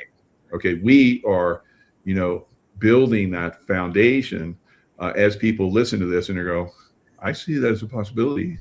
So I believe this, and I'm not just someone that just, hook, line, sinker everything, have critical thinking. I'm like, this makes sense. So that will build a foundation for it to move up into mainstream media, because that's what we do at our level, Brad. We create the foundation. Sometimes we don't get credit. Often we don't get credit, but we're doing it now. We don't really do it for credit anyway. We're just doing it we want humanity to advance, because we like to live in a place that's, everybody gets along. Yep. And we're not constantly trying to outdo each other. Cyborgize you, and then you're a slave to them. And what stops that is the awareness from a consciousness standpoint, and you've got to bring your body, mind, and soul into that. And I mean, just a few weeks ago, members of our team on LifeWave, Michael and I, Jennifer Allen and Barbara Lippincott, we did a Toxic World New Hope show, right, from X3949 to X20, which I think is amazing how it's perfectly been called the Genesis machine, since David Schmidt got the download, as you mentioned, on the Disclosure Day download in Cocoon, or Close Encounters of the Third Kind. Sorry, not Cocoon. But you see this where he went, all right, so if I can decode the passage in the Bible and match it up to a frequency from gematria, is there anything in nature that source has provided to us, which is the equivalent? And he found it, and he discovered it, and he invented it, and he created, which is what many shows you and I have said, Michael, David Schmidt is the modern day Tesla of our time. Maybe even the reincarnation came back, to complete some of his works here. We'll see. But if anybody has not followed or listened to or even heard of this man, David Schmidt, we're going to play a video here for about 2 minutes of how he wants to heal the world, because our mission is to help 1 billion souls served and uplifted, not like McDonald's. For Michael and I and the team. Yeah, that's coming soon, I think. My goodness, I can't wait, because it's going to be out with the Mickey Waldos film, right? 370 million people are going to see it very shortly. So this is David Schmidt, in his own words, to everybody about his mission, his soul's purpose and mission. Now he has 201 patents issued or pending to his name. And here's a guy, we talk about Star Trek, whose name was Spock in college. Here it is, 2 minutes. Mr. David Schmidt. Now doing the Freedom Convoy and Free Joby Weeks that just came out, Code of Creation, Amazon Prime, Netflix, and that other little one, Apple TV, are going to see and learn all about LifeWave X39 Cellar-Dyes AM, as well as the Genesis X2O water machine, which Michael has been a beta tester for and now has several in the house. You want to tell us about that? Yeah, definitely. When I watched that, and I watched it several times, it gives me chills all over my body, because I know it's going to be so impactful for humanity. More and more people are starting to experience the X2O light infused water, the only type of its kind.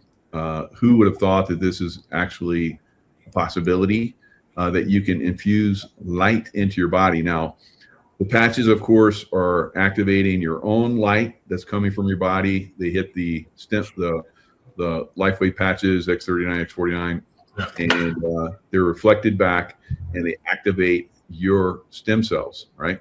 So along with the Cellar-Dyes AM, there's active ingredients within that help to, increase the potentiality of the X30, X49, or all the patches.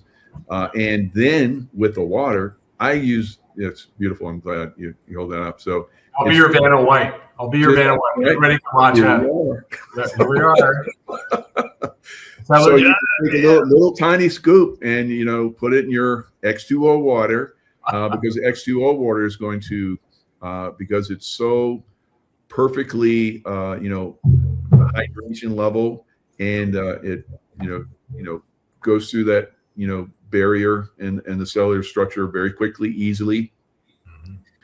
You're not getting anything harmful from LifeWave. In fact, nothing goes in your body other than the water and the Cellar-Dyes, and that's all proven to be extremely effective in, reversing a lot of things. Now, President Trump talked about, those people we're helping people that are basically lots of people.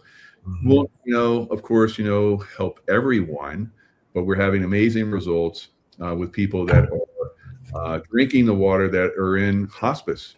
Basically, they're on their last few days or hours of life. They drink the X2O water and they walk out and they start living a normal life again. We've heard a lot of people. I've heard from a lot of people that this has happened to. So this is, God's gift to us. It is Genesis water, the building blocks of life, is basically coming back in and reactivating us, creating the super soldier bodies, reversing the aging process. Not for everybody. We have to put, isn't it sad that we have to keep saying that? Yeah. It's not for everybody, but that's the control system that we're under, where we have to say this. We should be like, people are like, well, does it or doesn't it? Well, it could help. A lot of it has helped a lot of people, and they're like, but those people could probably really be helped because every time I've drank the water, I feel like the neurons in my brain go. Whoosh. Mm-hmm. So these people that are very stubborn probably could really benefit from this X2O water.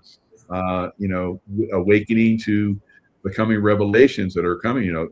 The ability to reverse the aging process, the ability to overcome wound problems. A lot of people have had wounds that don't heal and get worse and worse over time. I mean, for years and years. They're reverse that process very quickly with the patches and the X2O water. So there's many benefits. You don't have to be like sickly or aged. You could be a youngster.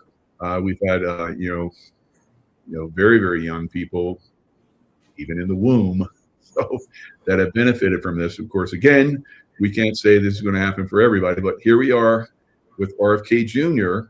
You see the X39 patch on the C7 down the neck a little bit. That little bump that's back there, that's a C7. That's a meridian point where we put the X39, so it has a great benefit, great effect on the body. So this is one of the things. Look at all the weight he's leg pressing. It's like me. So it's amazing. He's turning around a lot of stuff, and of course he's using the X39 right there, and probably the other patches as well. Yep, and these are publicly acknowledged facts that RFK uses X39. Members of the Maha cabinet, other members of the Trump and his team wear X39 as the base fundamental patch, and we'll tell you why in a moment. That's really critical for everybody around the world because it's accessible in almost 90 countries on every continent except Antarctica at the moment. So, but soon to come. We'll open up the deep there. Yeah, exactly, which is amazing. But here's the thing, right?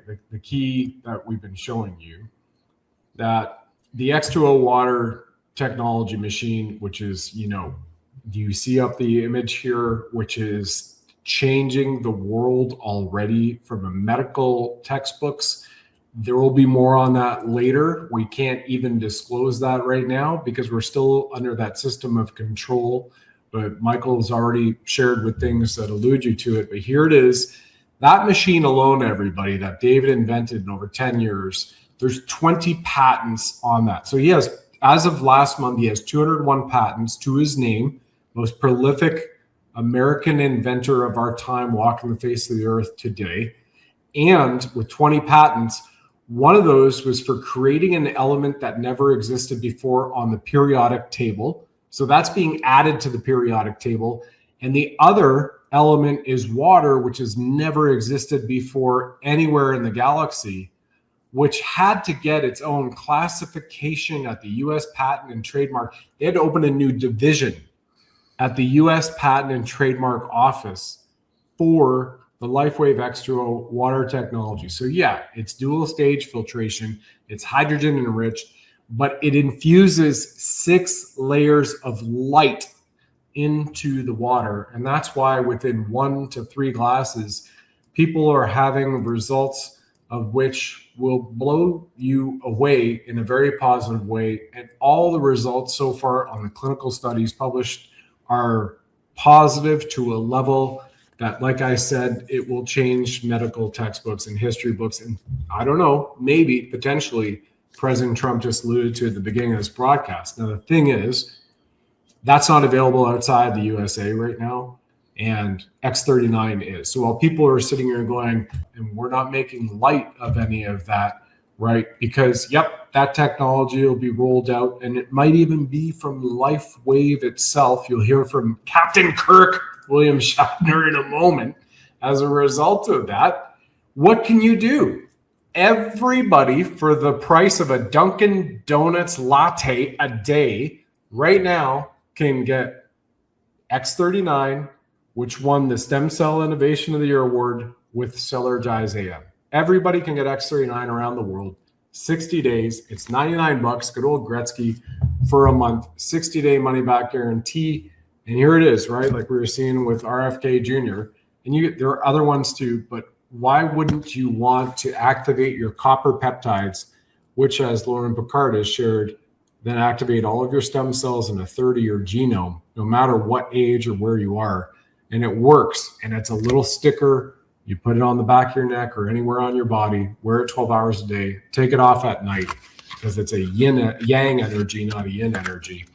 And let it do the work. Be the light, reflect the light back into you and walk around in the light. Is there anything you want to say about X39 to that effect, Michael? Because I'll show them a little more on that on our webpage, and then we'll get over to Captain Kirk shortly. Yeah, I mean, the full spectrum of what X39, that's why we recommend the start on X39. I've seen so many people in the beginning stages. I'm number one in the company for 4 years in a row. Basically, or 3 years. I think I'm going to be 4, but you'll be 4. We're going to make sure you're 4. We're on the same team here. We got to make sure you're 4. Yeah. Awesome. And so for 4 years in a row, the top customer getter in the company. And Brad has built a very, very nice business. So not only do we recommend people, get and use the patches, and get and experience your own great results, but to share them. I mean, why wouldn't you want to share this? I remember when I was in the SEAL teams, it's like I would find out some new shooting style or hand-to-hand program. I was, this is a great way to take somebody down or crush somebody's throat, whatever. So I had all these great stuff that I would learn, and I was like, I gotta share it with my team. So that's the way I feel, and I think that's one of the reasons why I'm very successful. Is because I feel and know how great this system is, and people are like they trust me, and they are using the patches and having great experiences. So we have many people, you on your team, Brad, and a lot of people on our teams that share these. All they do is share the patches, and they're building a nice little business on the side, and some a very, very substantial, like yourself. Very, very substantial business, which is helping them, achieve and do the things that they've always dreamed of doing. So that's what you have. Over time, you can build that kind of business success, which I've done and Brad has done. So it is a phenomenal system. It's increasing, like we see with the X2O machine. It is like a massive, leap ahead in wellness and many other things, reversing all kinds of things that, like I said, even basically come back, so it's pretty amazing. Yeah. And this is with the X39 patch. That last comment also was for the X39 patch, right? We've seen these people come back, but it's not for everybody. It's not for everybody. FYI, everybody. And Julia, Elena, we see you, and we've got your back, and you've got ours. Thank you. Now, point to this, everybody. A couple of things.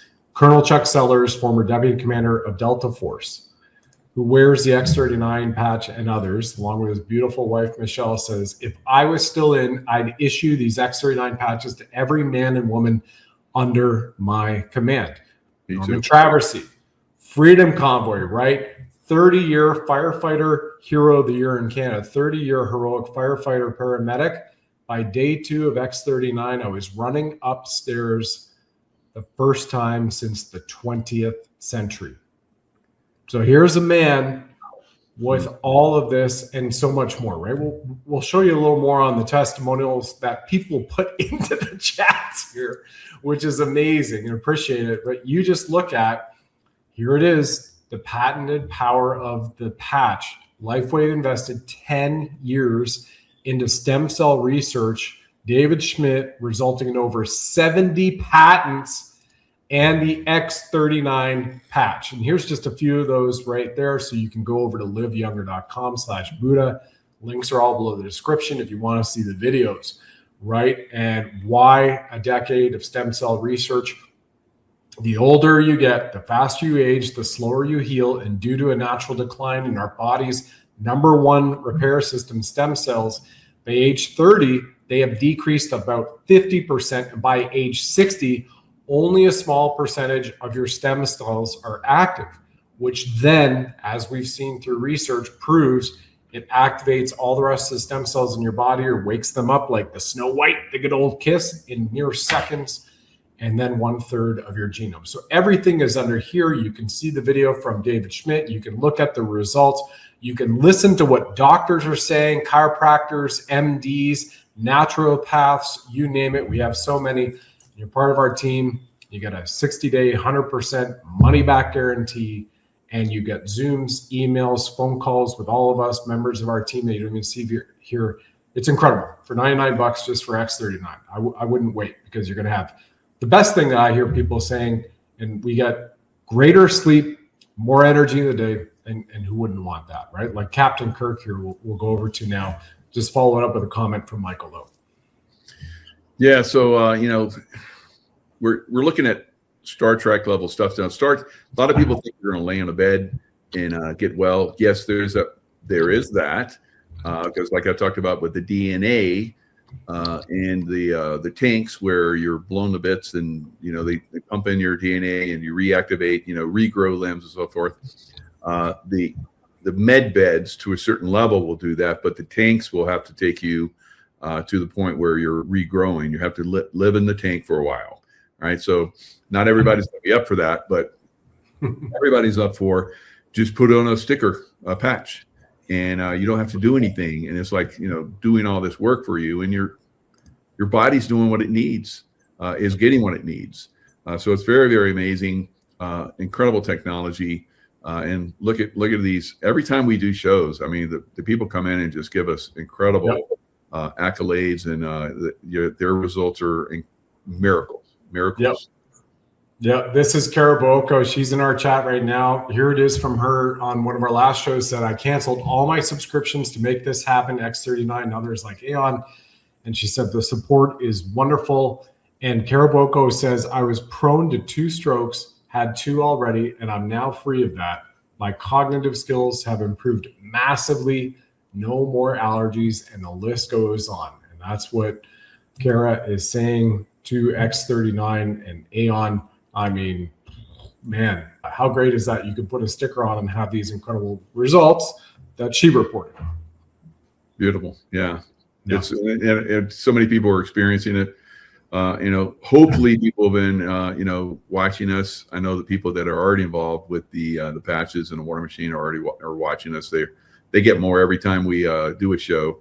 But then there's some that, like the peripheral, we can't just like make these massive claims, which really are happening.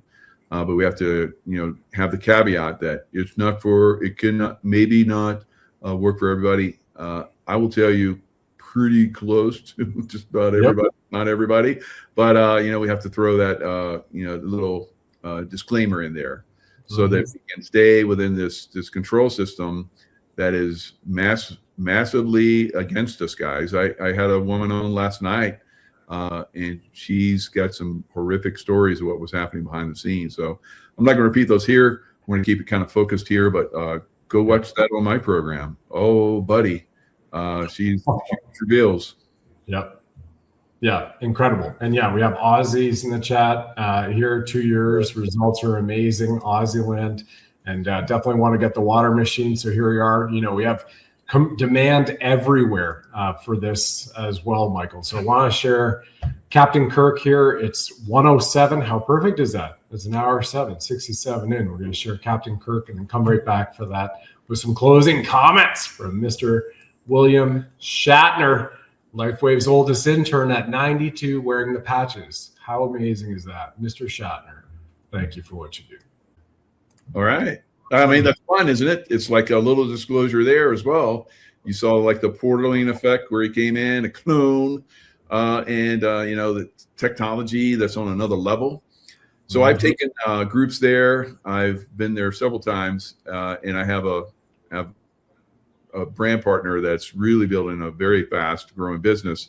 She lives in Utah, not far from there. So she's taken like, I think, a dozen different groups there. Wow. It is very motivational to go through that and see that. I can tell you from my experience and from a lot of people that have been there, it was brilliant to put that together. And of course, Spock or David, however you want to call him, is had the foresight and the great forward thinking to bring in that Star Trek theme. Now, I've also met Doug. Doug is a really nice guy. And I've, of course, met David, done shows with David, met him in person, hung out with him. Great. Been to his laboratory. Yeah, he's a Tesla of our time. And absolutely incredible.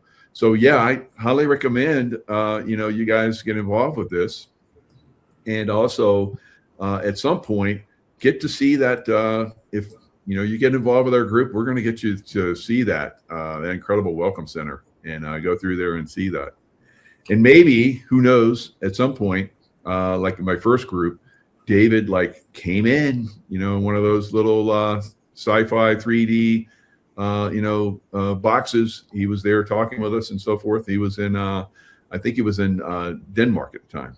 So very, very fascinating. Good stuff. Wow. Yeah, very cool. We hope everybody starts with their X39. This is from Cat for God in chat. Says, I've been using X39 for about 7 months. I feel and look so much better. I hope to meet you all in person sometime soon. I've had angelic encounters that have saved my life. Wow. I'm so thankful I found you. Where we go one, we go all. Awesome, Cat for God. Thank you. And just one more from the chat that I'll put up here for everybody too, because when your system gets back into a homeostatic state and you get out of stress, which we've seen X39, if you're getting better energy and greater sleep, then guess what? Things start working a lot better. As a result of that, here's what this lovely woman in our chat says. I can attest to the patch. I've worn it for 2 years, lost 30 pounds, and my dark hair is growing back under silver hair. I'm 64 years old. And then everybody can see what Kara says right there on the screen. How about that for a little sticker? $99 a month. How's it going to get any better than that? It's amazing. Amazing. Yeah, you can see people that have been on the patch for, even just a little period of time. That if you've seen them, previously, maybe there wasn't as much light in their eyes. People on the patch, they're lit up and they got a lot of glow to them. It's pretty cool. Exactly. Yeah, they're shining the light because they're living in the light, and that's what it's all about, everybody. That's why out of 15,000 submissions from Big Pharma, Pfizer, J&J, Moderna, all of them in biotech, the patch X39 with Celergize AM won the Stem Cell Innovation of the Year breakthrough and for something that is an all-natural wellness product. Winning at no end. So we look forward to. Drop us a line, drop us comments here. You can email us, call us, jump on board. We have our Zooms, as we mentioned, and we're all on the team to help uplift this world with 1 billion souls is our mission. So you can join the mission too. Michael, it's a true honor working with you. Thank you again for your love, your friendship, your service. Tracy, Joe, and everyone on our team. Is there any final message you'd like to impart upon everyone with what's coming and obviously where we are with LifeWave right now? Maybe you're also related to free energy too. Yeah, I mean, there's a lot more patches that are in the works. I guess I've been part of trying them, and they're fantastic. They're going to blow the world away, just like the water machine. And then of course, like we're talking about, energy. David Schmidt is working on energy. He's into hydrogen, obviously, because there's hydrogen in the water that impacts you when you drink as well. And this hydrogen could be something in the future, very near future, that powers our homes. So kind of like a small little container that basically powers your home, and you break free from the grid, guys. So it's going to be amazing going forward. It's awesome. All right, everyone. Have yourself a lovely rest of your day, weekend. Be sure to jump on board and then share this with everyone we know. We'd all be very grateful for it. So would the world. And consciousness would accelerate as a result of everybody uplifting their spirit and being and walking in the light. We'll see you next time. Secrets, joined today by Chris O'Connor, who served 60 years on an alternate timeline in the Secret Space Program, the SSP, known as part of the 20 and Back program. The 20 and Back program refers to a covert space initiative in which participants serve 20-year terms in off-world operations before being age regressed or moved into a clone of the appropriate age and returned to Earth, often with their memories suppressed. All right, so Chris, I was just talking to you before the show. I've been reading, some of your book that you have out, and it is phenomenal. I'm getting crazy downloads. Man of Mimas, is that how you pronounce that? Yes. Yeah. Awesome. Beautiful book. Yeah. Yeah. So I'm like, wow. I've been regressed in Gaia. They had me in Gaia for several shows and had an expert come in and regress me so I could go into those memories, which are, like you're talking about, they're suppressed. And I just had a flood of stuff to come out. Wow, it was great. But you have been able to tap into that. So it's going to be quite an interesting conversation. So thanks for joining us. It's an absolute pleasure. Michael, thank you so much for inviting me on. Absolutely. I saw you with Carrie Cassie. That was a great show. Hopefully we can get into some deeper aspects in this one. Now, tell us a little bit about your background, from the childhood, how you got into the program and all that kind of stuff. Well, it's interesting. I before I incarnated here on Earth, I actually made an agreement. My soul family and I, people I work with, as we all have, we had a plan, and I wanted to represent the Earth on the space station and the Earth Embassy on the Mimas station. The only way I could do that, because for the most part there is a non-contact with Earth. It's very limited contact. You have to get special permission by the Confederation of Planets, and it's a whole thing. So there is a caveat to that if you incarnate through the human race, and this is the same for any race that's evolving, if you incarnate through them, then any memories that come through, you can talk about. So it's not considered interference. So that's the reason I went through the incarnation route, because otherwise I couldn't just like pop in on Earth, that was being not allowed. So we made an agreement that when I was 2 years old, they would basically take me. When I say they, I am generally referring to the U.S. Navy and the U.S. Air Force, and because they work together collaboratively off planet, which is kind of now it's Space Force really, but yeah, exactly. Didn't have it then. Thank you, President. Yeah. Yeah. So they took me and they age advanced me. They have technology to do that. Now that advancement process isn't fun by any means. Basically, it's what they do is they'll take you.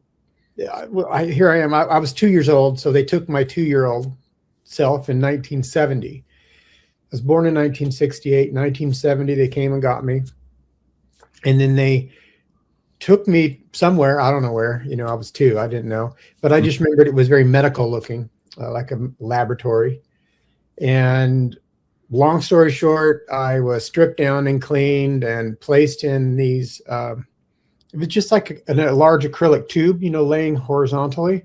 Mm-hmm. And it was like halfway or so filled with this pink liquid, sort of a gel, but not quite. And the first several seconds were quite terrifying. And I remember all of that really well. Obviously, it's traumatizing. Mm-hmm. And then they flush the tank and fill it again. And basically, my brain realized that even though it was much more difficult because I'm not getting air in my lungs, I'm getting liquid. Mm-hmm. But my body and brain calmed down because they were getting enough oxygen. Yeah. Wow. So it's highly oxygenated fluid. And it's based on the DNA. Let me stop you there and kind of regress a little bit, if you will. Sure. You're before you came in, so you said you had an agreement, and now you've talked about your past lives, and how in depth have you gone into your past life memories and so forth? How many past lives and all that kind of stuff? Well, I clearly don't remember them all. I remember highlights, obviously, but I have had 2,876,000 lifetimes. Oh my God, that's amazing. But most of us have had that many or very similar. Wow, no kidding. Yeah. So yeah, I've had the thing that really I think initiated my memories of the secret space program was going into my past lives and having past life memories, and then it kind of like just opened another door for me. Did you have any of that experience as well? I absolutely, yes. Okay. I have memories of other planets. I have memories of being an animal. I have memories of my chronological last Earth life. It was on the island of Kauai, and the guy's name was Walter Duncan McBride. And I heard you talked about that, and there with Carrie Cassidy. That was fascinating.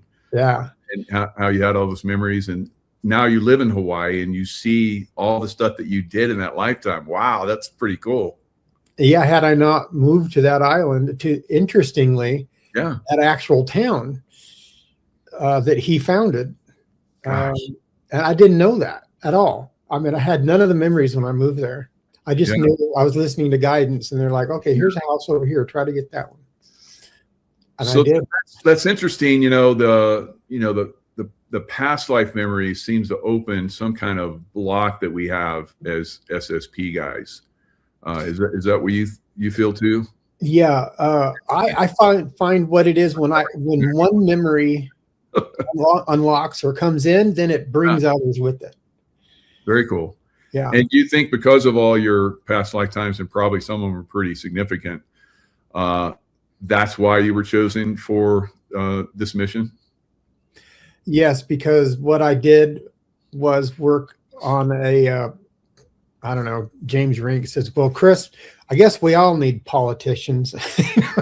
Like, I wasn't really a politician, James, but for the most part, I worked in an ambassadorial type of a role.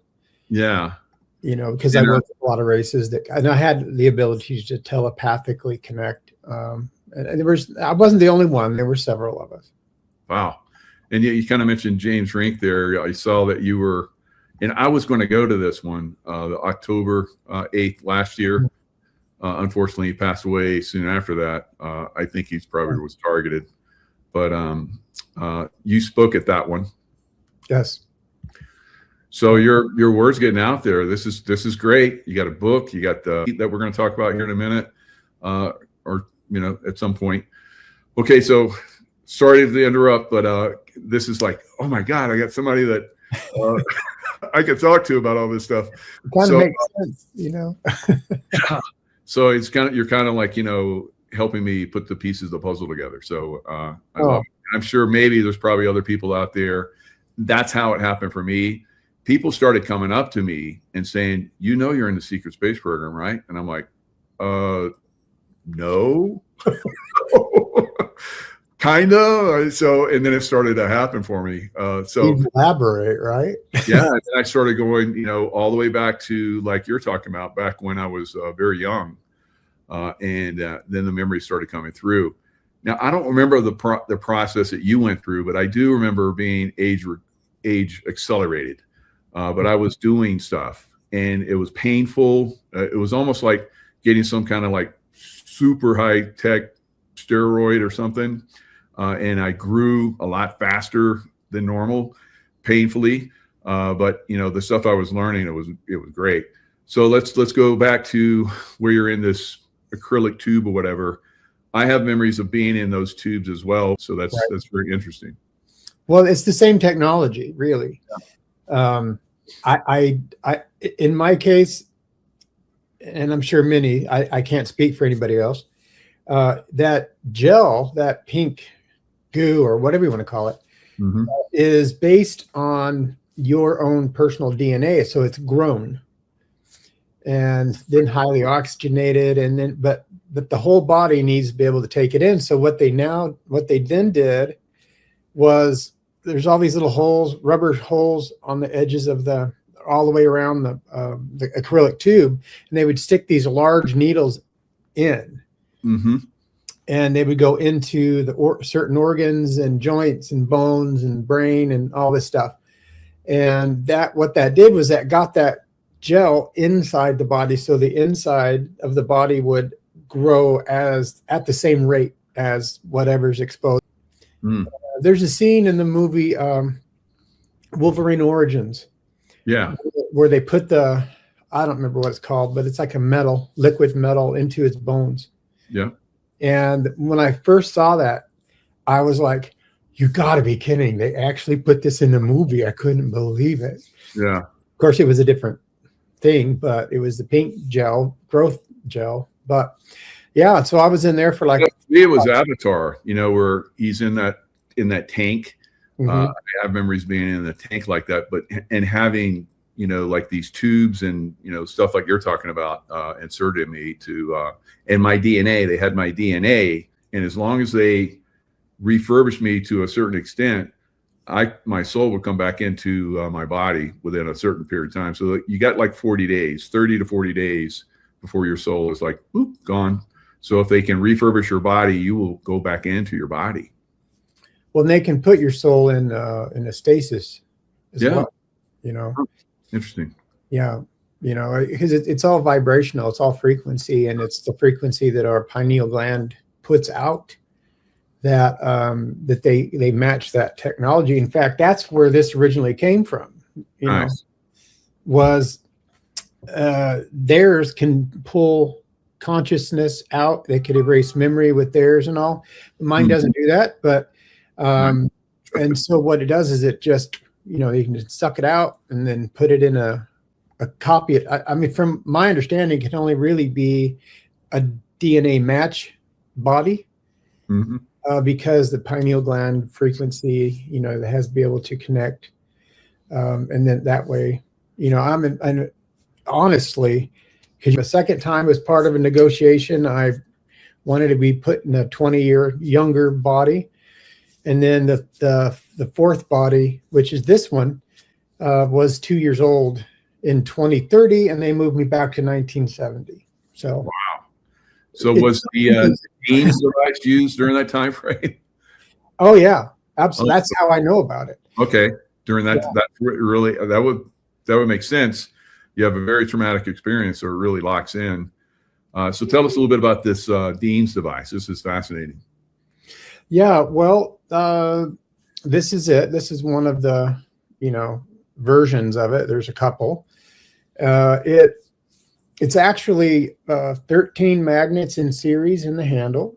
And then once the circuit that's created magnetic frequency and the circulation of that magnetic field wants to come up and around this magnet, but this one is polarized this direction. So as the energy comes up and around, it's pushed out, and that creates a vortex. And that vortex you can penetrate your body with, and it's a piezoelectric energy and a magnetic energy, and it's excellent for pain relief. It helps with all sorts of amazing things, and that's what we used it for. But the one in the SSP is electronic, and so it can be programmed. This is not. This is simply as natural as you can possibly get to create magnetic energy and piezoelectric, because the piezoelectric, some people say piezo, I don't know, whatever. Sure. Energy is what the brain creates, and it's what the nervous system uses. So this creates, and there's two ways to create a piezoelectric energy. One is to crush a crystal, the spark that'll come out of that. Yeah. That's piezoelectric energy. The other is to, turn a magnet against its, desired position. So right now, this is how it wants to rest. But I turn it and I put it in, and that creates piezoelectric energy because I'm going against the magnetic field. Yeah. And so so that's the whole concept of it. And then you have like the 7 chakra level crystals, different colored crystals, right? I do. I'm having to have many hundreds of them recut, and it takes a while, but yes. Wow. Yeah. I mean, I took Big them off right now. Pardon? Big demand right now. Yes. Wow. Yes. Better get my order in quick, huh? So, yeah. I mean, my audience is going to be all over this. So, I better get it in right away. So, yeah. Well, it might take a couple months for some people to get it. You know, it depends how quickly they order. There's not too many that I've already built that are left. Yeah. They all have to be rebuilt again. And I build every single one myself. So wow. It takes a little while, but yeah, I can get them out. Yeah, I'm sure you got the right frequency and vibration to build them too. So that's something that you can't just teach somebody right overnight. So I know every single one is prayed over, and it's like energy put into it. And oh wow, yeah, good, even better. So let's go into so you basically they built you up, and then they started to put you into the program.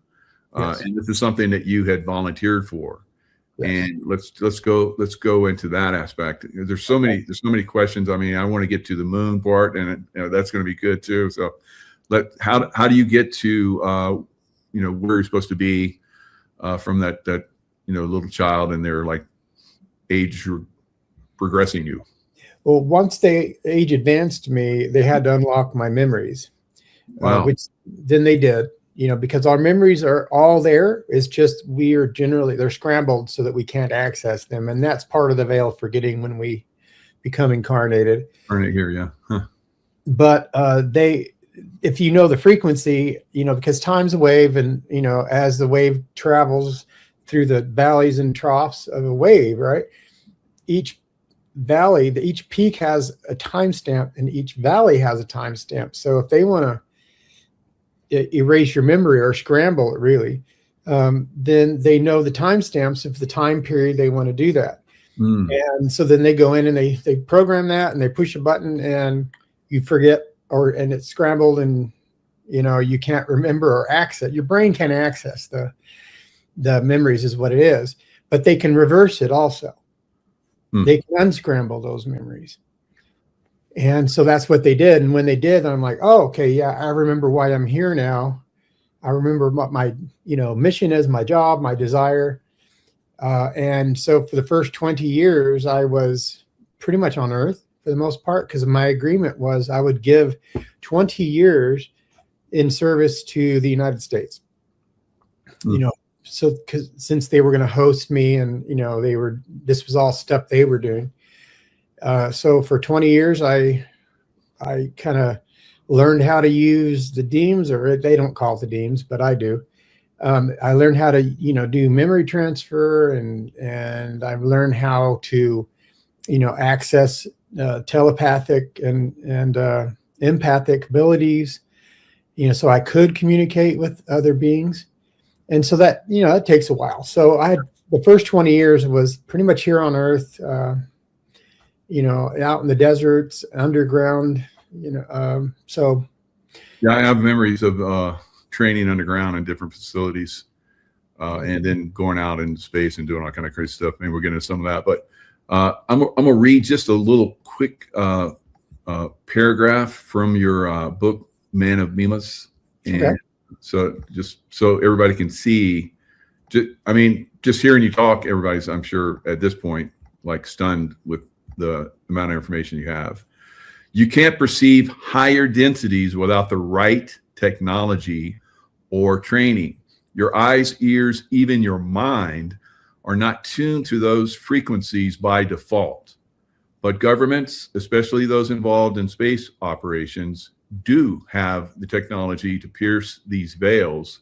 They have something which I call a density engine. So I'm not going to give any more. So you have to go read the book. But wow, I mean, it's like, and then you started talking about different frequencies and dimensions and so forth. And I was like, now I understand. Just like you were talking about the time, how they can, program you so you don't remember. Wow, that's you brought back a lot of knowledge. Now, was that part of what you came here for, so that you could share some of this? Yes, it's kind of broad sweeping. Yeah. Mission is just to help with disclosure and help bring information so people can begin to open their mind, open their thinking, and understand the greater cosmos and our place in it, because we have a tremendous place that we've been tricked into forgetting about that. Right. And I'm not talking about the veil. I mean, unfortunately, religion and politics and a number of things that were put in place so that we will fight one another and be separated, and we're not seeking source or God. Mm-hmm. So we are distracted, and that was the whole goal. So that's why I'm speaking out, because I'm like, let's not be distracted anymore. Let's look into it. And I tell people, you don't have to believe what I say. I honestly, it doesn't matter if anybody believes what I say. Mm-hmm. What matters to me is they hear what I have to say with an open mind. Right. Very good. At some point, something might be of assistance to them. And that's my whole goal. That's fantastic. And you're like me, you're all about love too. And that's one of the valuable things that you're sharing, in which I share. Now, this is interesting because it seems like for me, I'm still in that, warrior, mindset, trying to, defeat this deep state apparatus, this control system that's keeping us, dumbed down to a certain extent, to a great extent, really, like you're revealing right now and in your book. So where do you see yourself right now? I mean, I'm just here, trying to create an environment of no judgment and hearing people and expressing myself to help support others. So they don't know that they don't believe they're crazy, because that's one thing we're all told. We're vivid dreamers. We're, psychotic break or whatever it might be. I've heard it all. And I want people to know, if you have memories, you have things going on in your life, and they're difficult to quantify, right? With the reality, with the day-to-day, what we've been taught and told. That's okay. I mean, let those things come in and just put them up on a shelf in your mind, but don't reject them. Mm-hmm. As soon as we begin rejecting them, we become disingenuine to our own soul. Good point. And we're here to evolve the soul. That's why we're here. And then part of evolving our own personal soul is to support others in their soul evolution. And so we got to just trust ourselves and be non-judgmental about it. So I see Lisa Schermerhorn. She says, I have one. It's amazing. Lucky girl. Yeah. I love Lisa. She's amazing. But, some of us have these memories, and I've talked to people over the years. I used to, do one-on-ones and so forth. And I would tell people, you were part of the secret space program. And they're like, really? And as for me, it's very obvious for some people, but I don't really, at this point, I'm not, hey, you are all secret. I don't do that anymore, because it's like you have to, find, like I did and like you did, you have to find your own experience, what's going to unlock that. You can be intrigued by it. I can think, people are listening to us, and if something like triggers, I've been having memories and so forth. That's kind of maybe a gateway for you to do some explorations. Yeah, it's just a catalyst. It's a catalyst to get you thinking and to change your thought patterns to one of being self-accepting and less judgmental of the self. And then that'll just carry over between you and everyone else once you can do that. And then when you do that, what it is the subconscious. I'll tell you why that matters. Is that, the mind, I always look at it in three layers, right? There's the conscious mind on top, the middle is the analytical mind, and then The subconscious mind is down lower. It's just a visualization, but the subconscious mind remembers everything. There's nothing hidden from the subconscious. But the analytical mind, when these thoughts come in, the first thing we do is, oh, that can't be real. I mean, I must be crazy, or I'm just making it up. And their memories trying to come through and remind you who you are. Yeah. So what we have to do is kind of silence the analytical mind and take the judgment out, and then it can float up to the conscious mind. That's what makes meditation amazing. Is the analytical mind, you kind of put it to sleep, and then suddenly these things come into your conscious mind, and these memories and these experiences, and it changes your life. Yeah, and I think that's one of the biggest stumbling blocks for a lot of people. The meditation, proper meditation practice, and how to quiet that analytical mind, like you're talking about. So these insights and so forth can come through. Obviously, you have an excellent meditation practice. You're able to tap into a lot of this stuff. For me, like I said, I went to Gaia, and I had a lot of these memories, and somebody found out about it, and it's like, oh, come to Gaia. We want you to go through this, do these shows.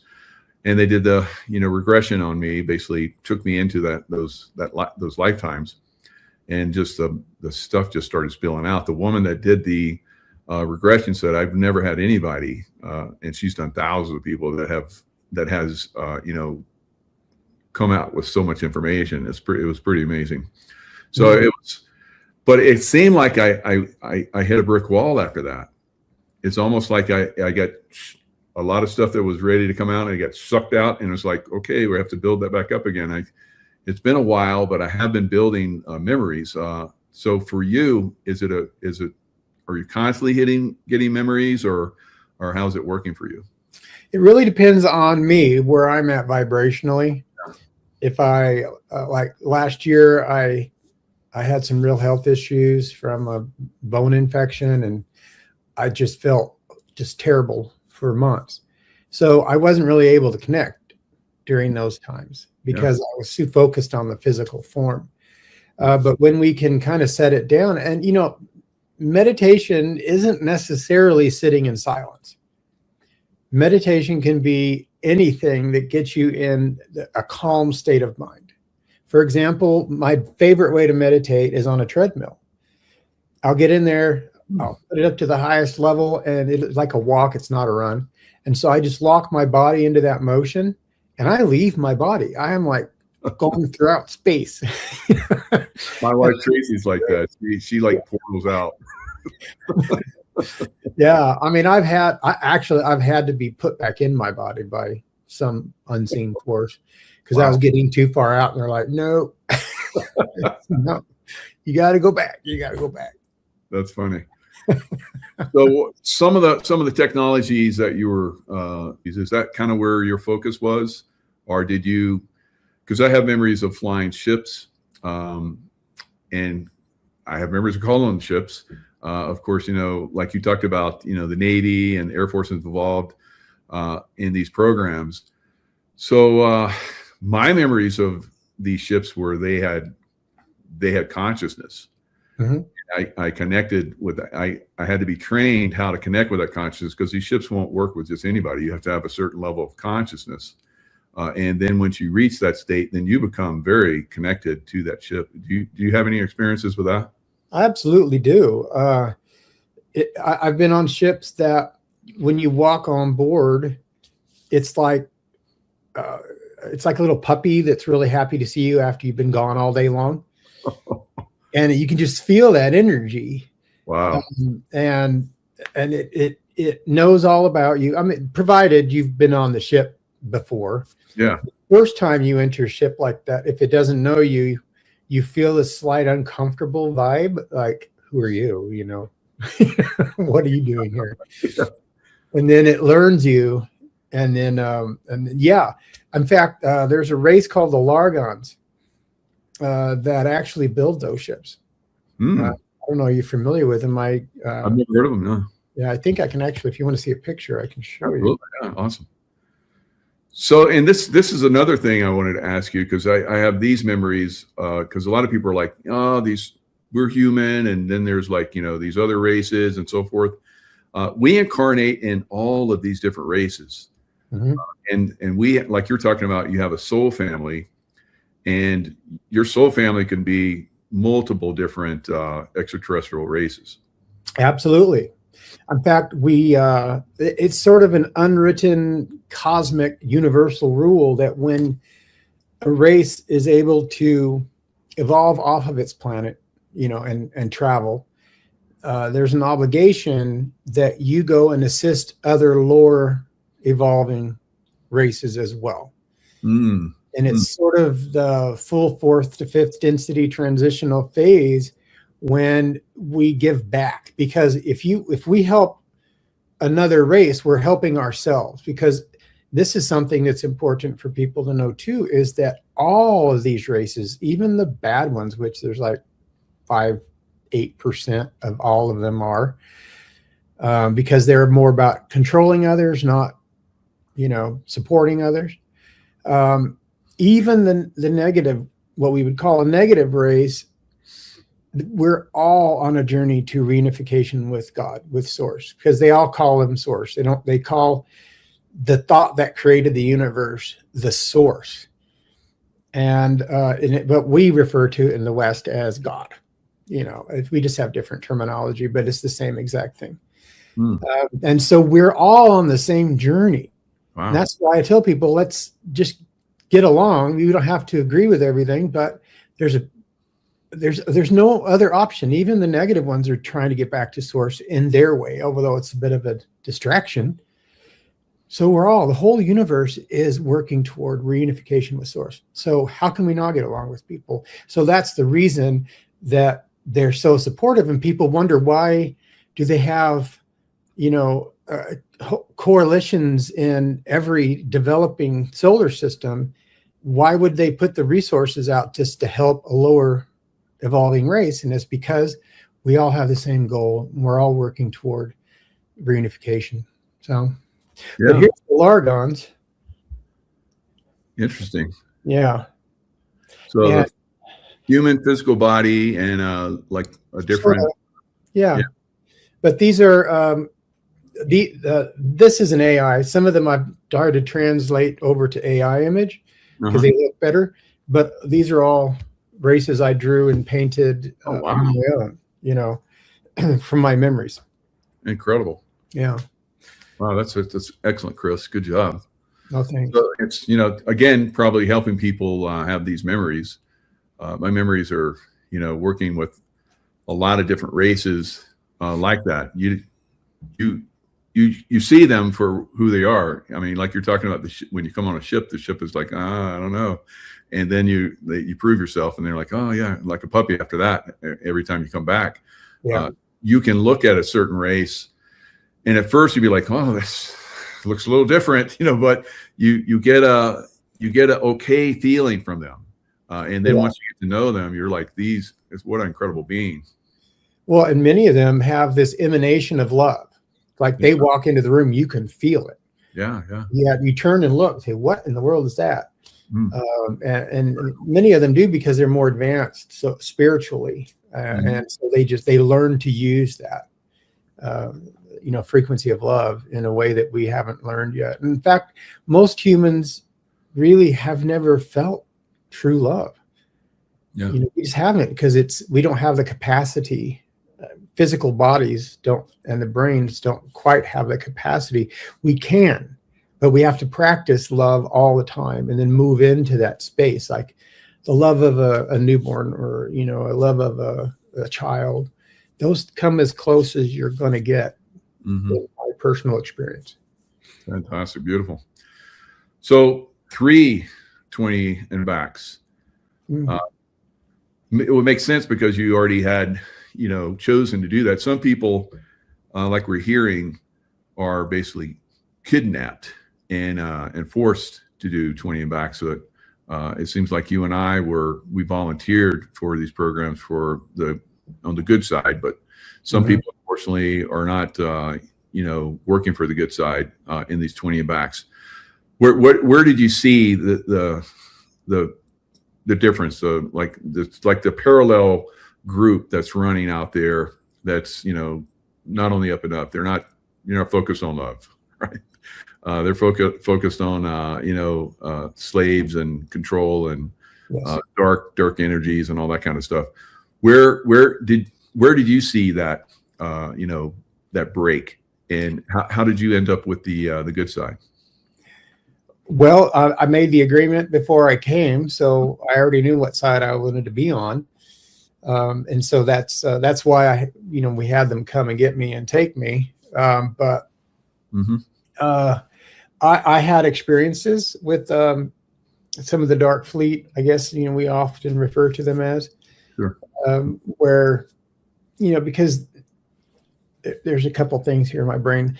On a cosmic level, when anybody is from a particular planet, for example, Earth humans, and I say Earth humans because there are humans from other places as well, but Earth humans, we're all responsible for one another. I mean, down to the singular person. So if the Dark Fleet's out there, not even being represented by us, but they do something bad, steal, you and I are responsible for that. And we have to go figure that out. And so there was a particular circumstance where the Dark Fleet went, they were trying to trade, I believe it was a form of crystal. I don't remember that part, but they had an asteroid mining complex.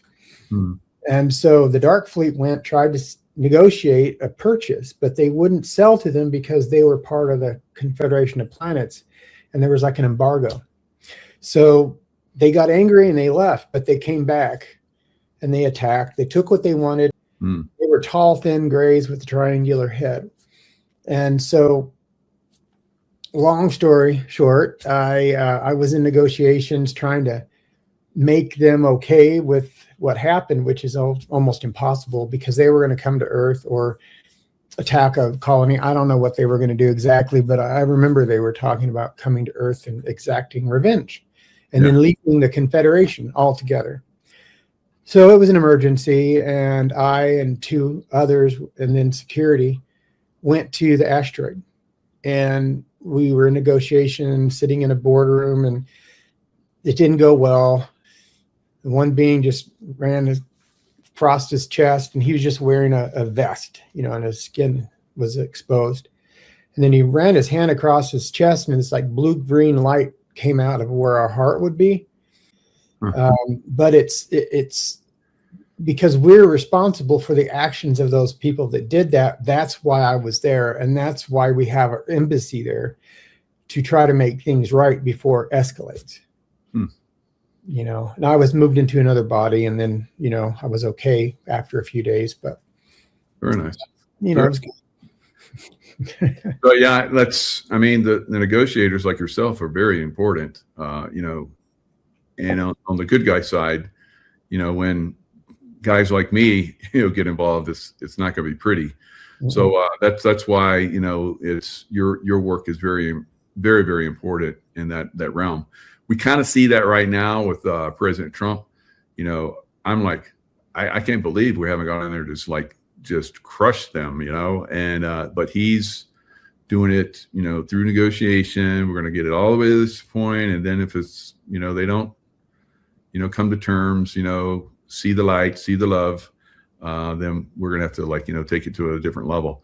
So that's what your work was obviously doing. That's just pretty impressive. Yeah, it was really important, and it meant a lot to me. And I really wanted to, be in that position that I could help save lives, and show other races that humans are not kind of as bad as they think we are, because we are kind of as bad as they think we are. Yeah. We're not the most rational, race. I mean, some of us are, obviously, but how could you do that? And how can you not be, getting along and understanding? But we're in our transition right now. So yeah. And we do have a very negative race of Draco that have been influenced us for a long time and have been interbreeding with us and all that kind of stuff. So that's not helpful. Not at all. No, and that's all part of the plan. But that's what we're kind of working through right now. So, I won't be too much longer. This Earth is going to be a much, much different place in a very positive way. So we just kind of have to get through the bumpy road between now and then. Yeah, very good point. Yeah, I see it in the future too. Golden age.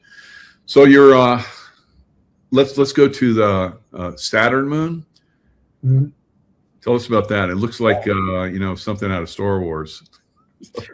Well, interesting. It's part of soft disclosure because the I think I can show you this. I might be able to see it. So that's the moon of Mimas right there. Yeah. And it looks like the Death Star. Exactly. And there's a reason for that. Whenever the original Star Wars came out, I think it was 1973 or whatever it was. It was 3 years later. Once the first Star Wars came out, 3 years later is when Cassini flew by and took the first photos of the moon Mimas.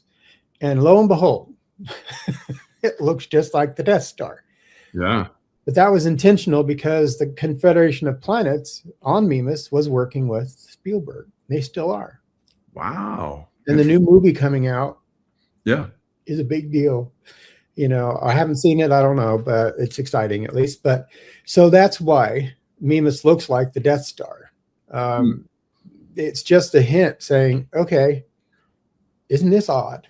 It makes you think. And that's the whole point of it. That's what soft disclosure is. Many, many sci-fi films and TV shows, especially lately, are just telling us the truth left and right.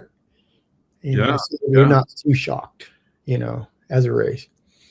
So, I have memories of flying ships and going from one density to another, like going from the air into the water like it's nothing. Mm-hmm. And connecting with my craft. And it's like the intention is there, and then the craft goes into some kind of other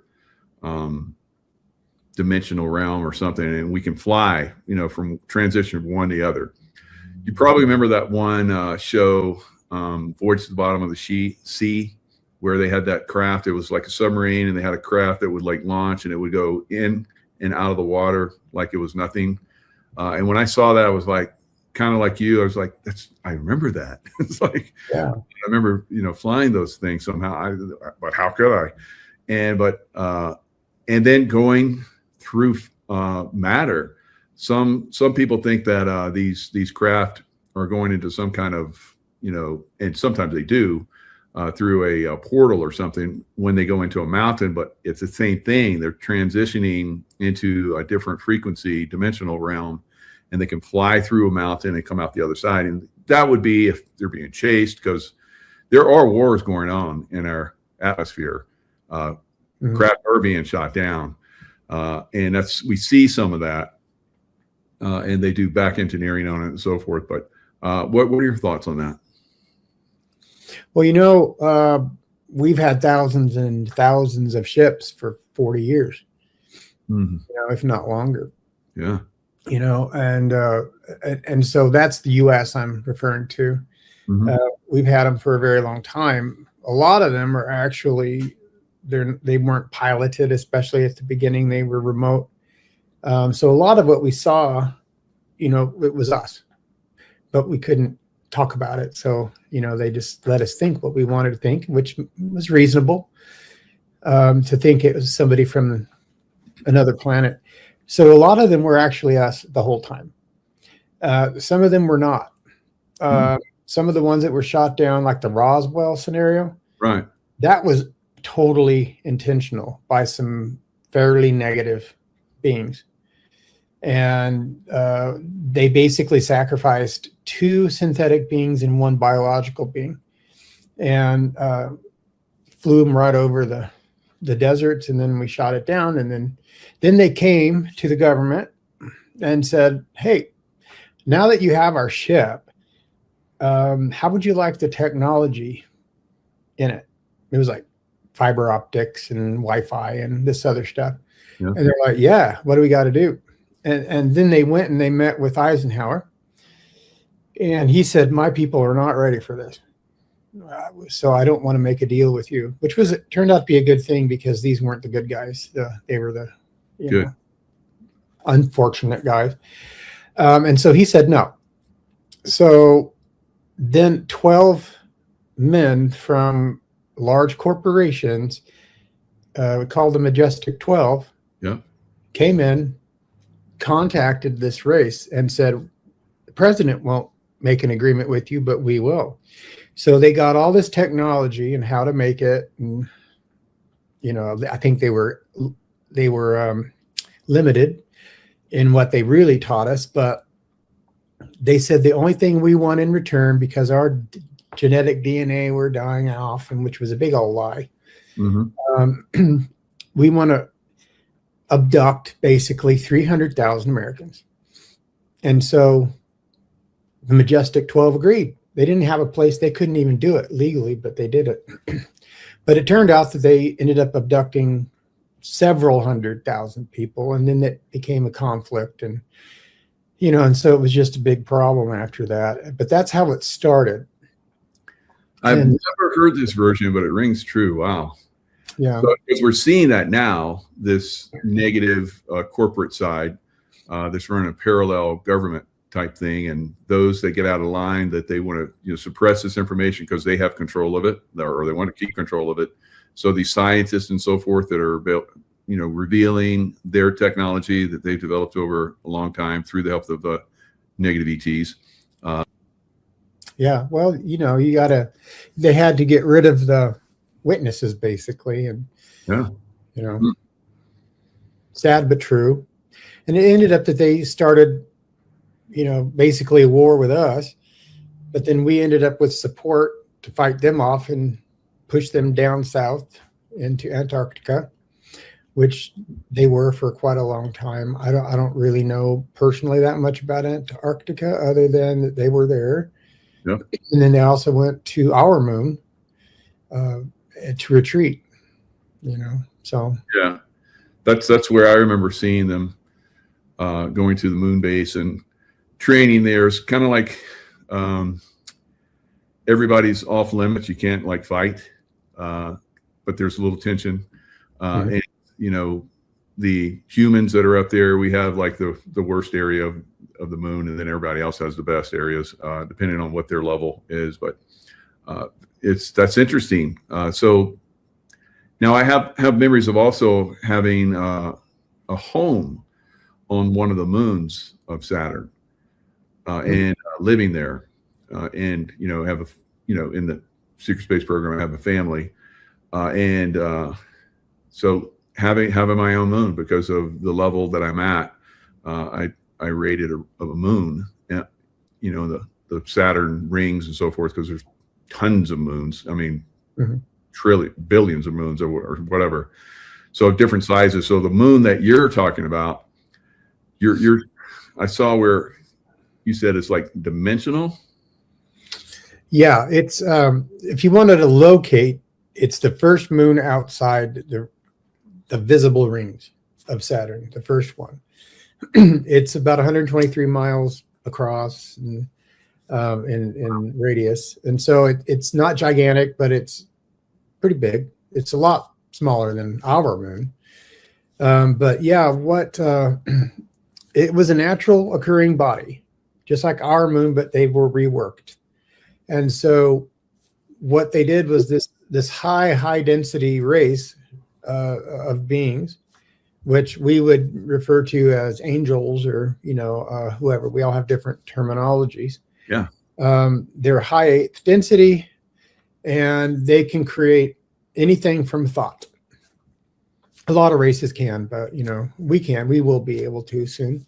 Yeah. And so they created this, reworked this moon into a station, and the space station, the moon Mimas, they created different parts of it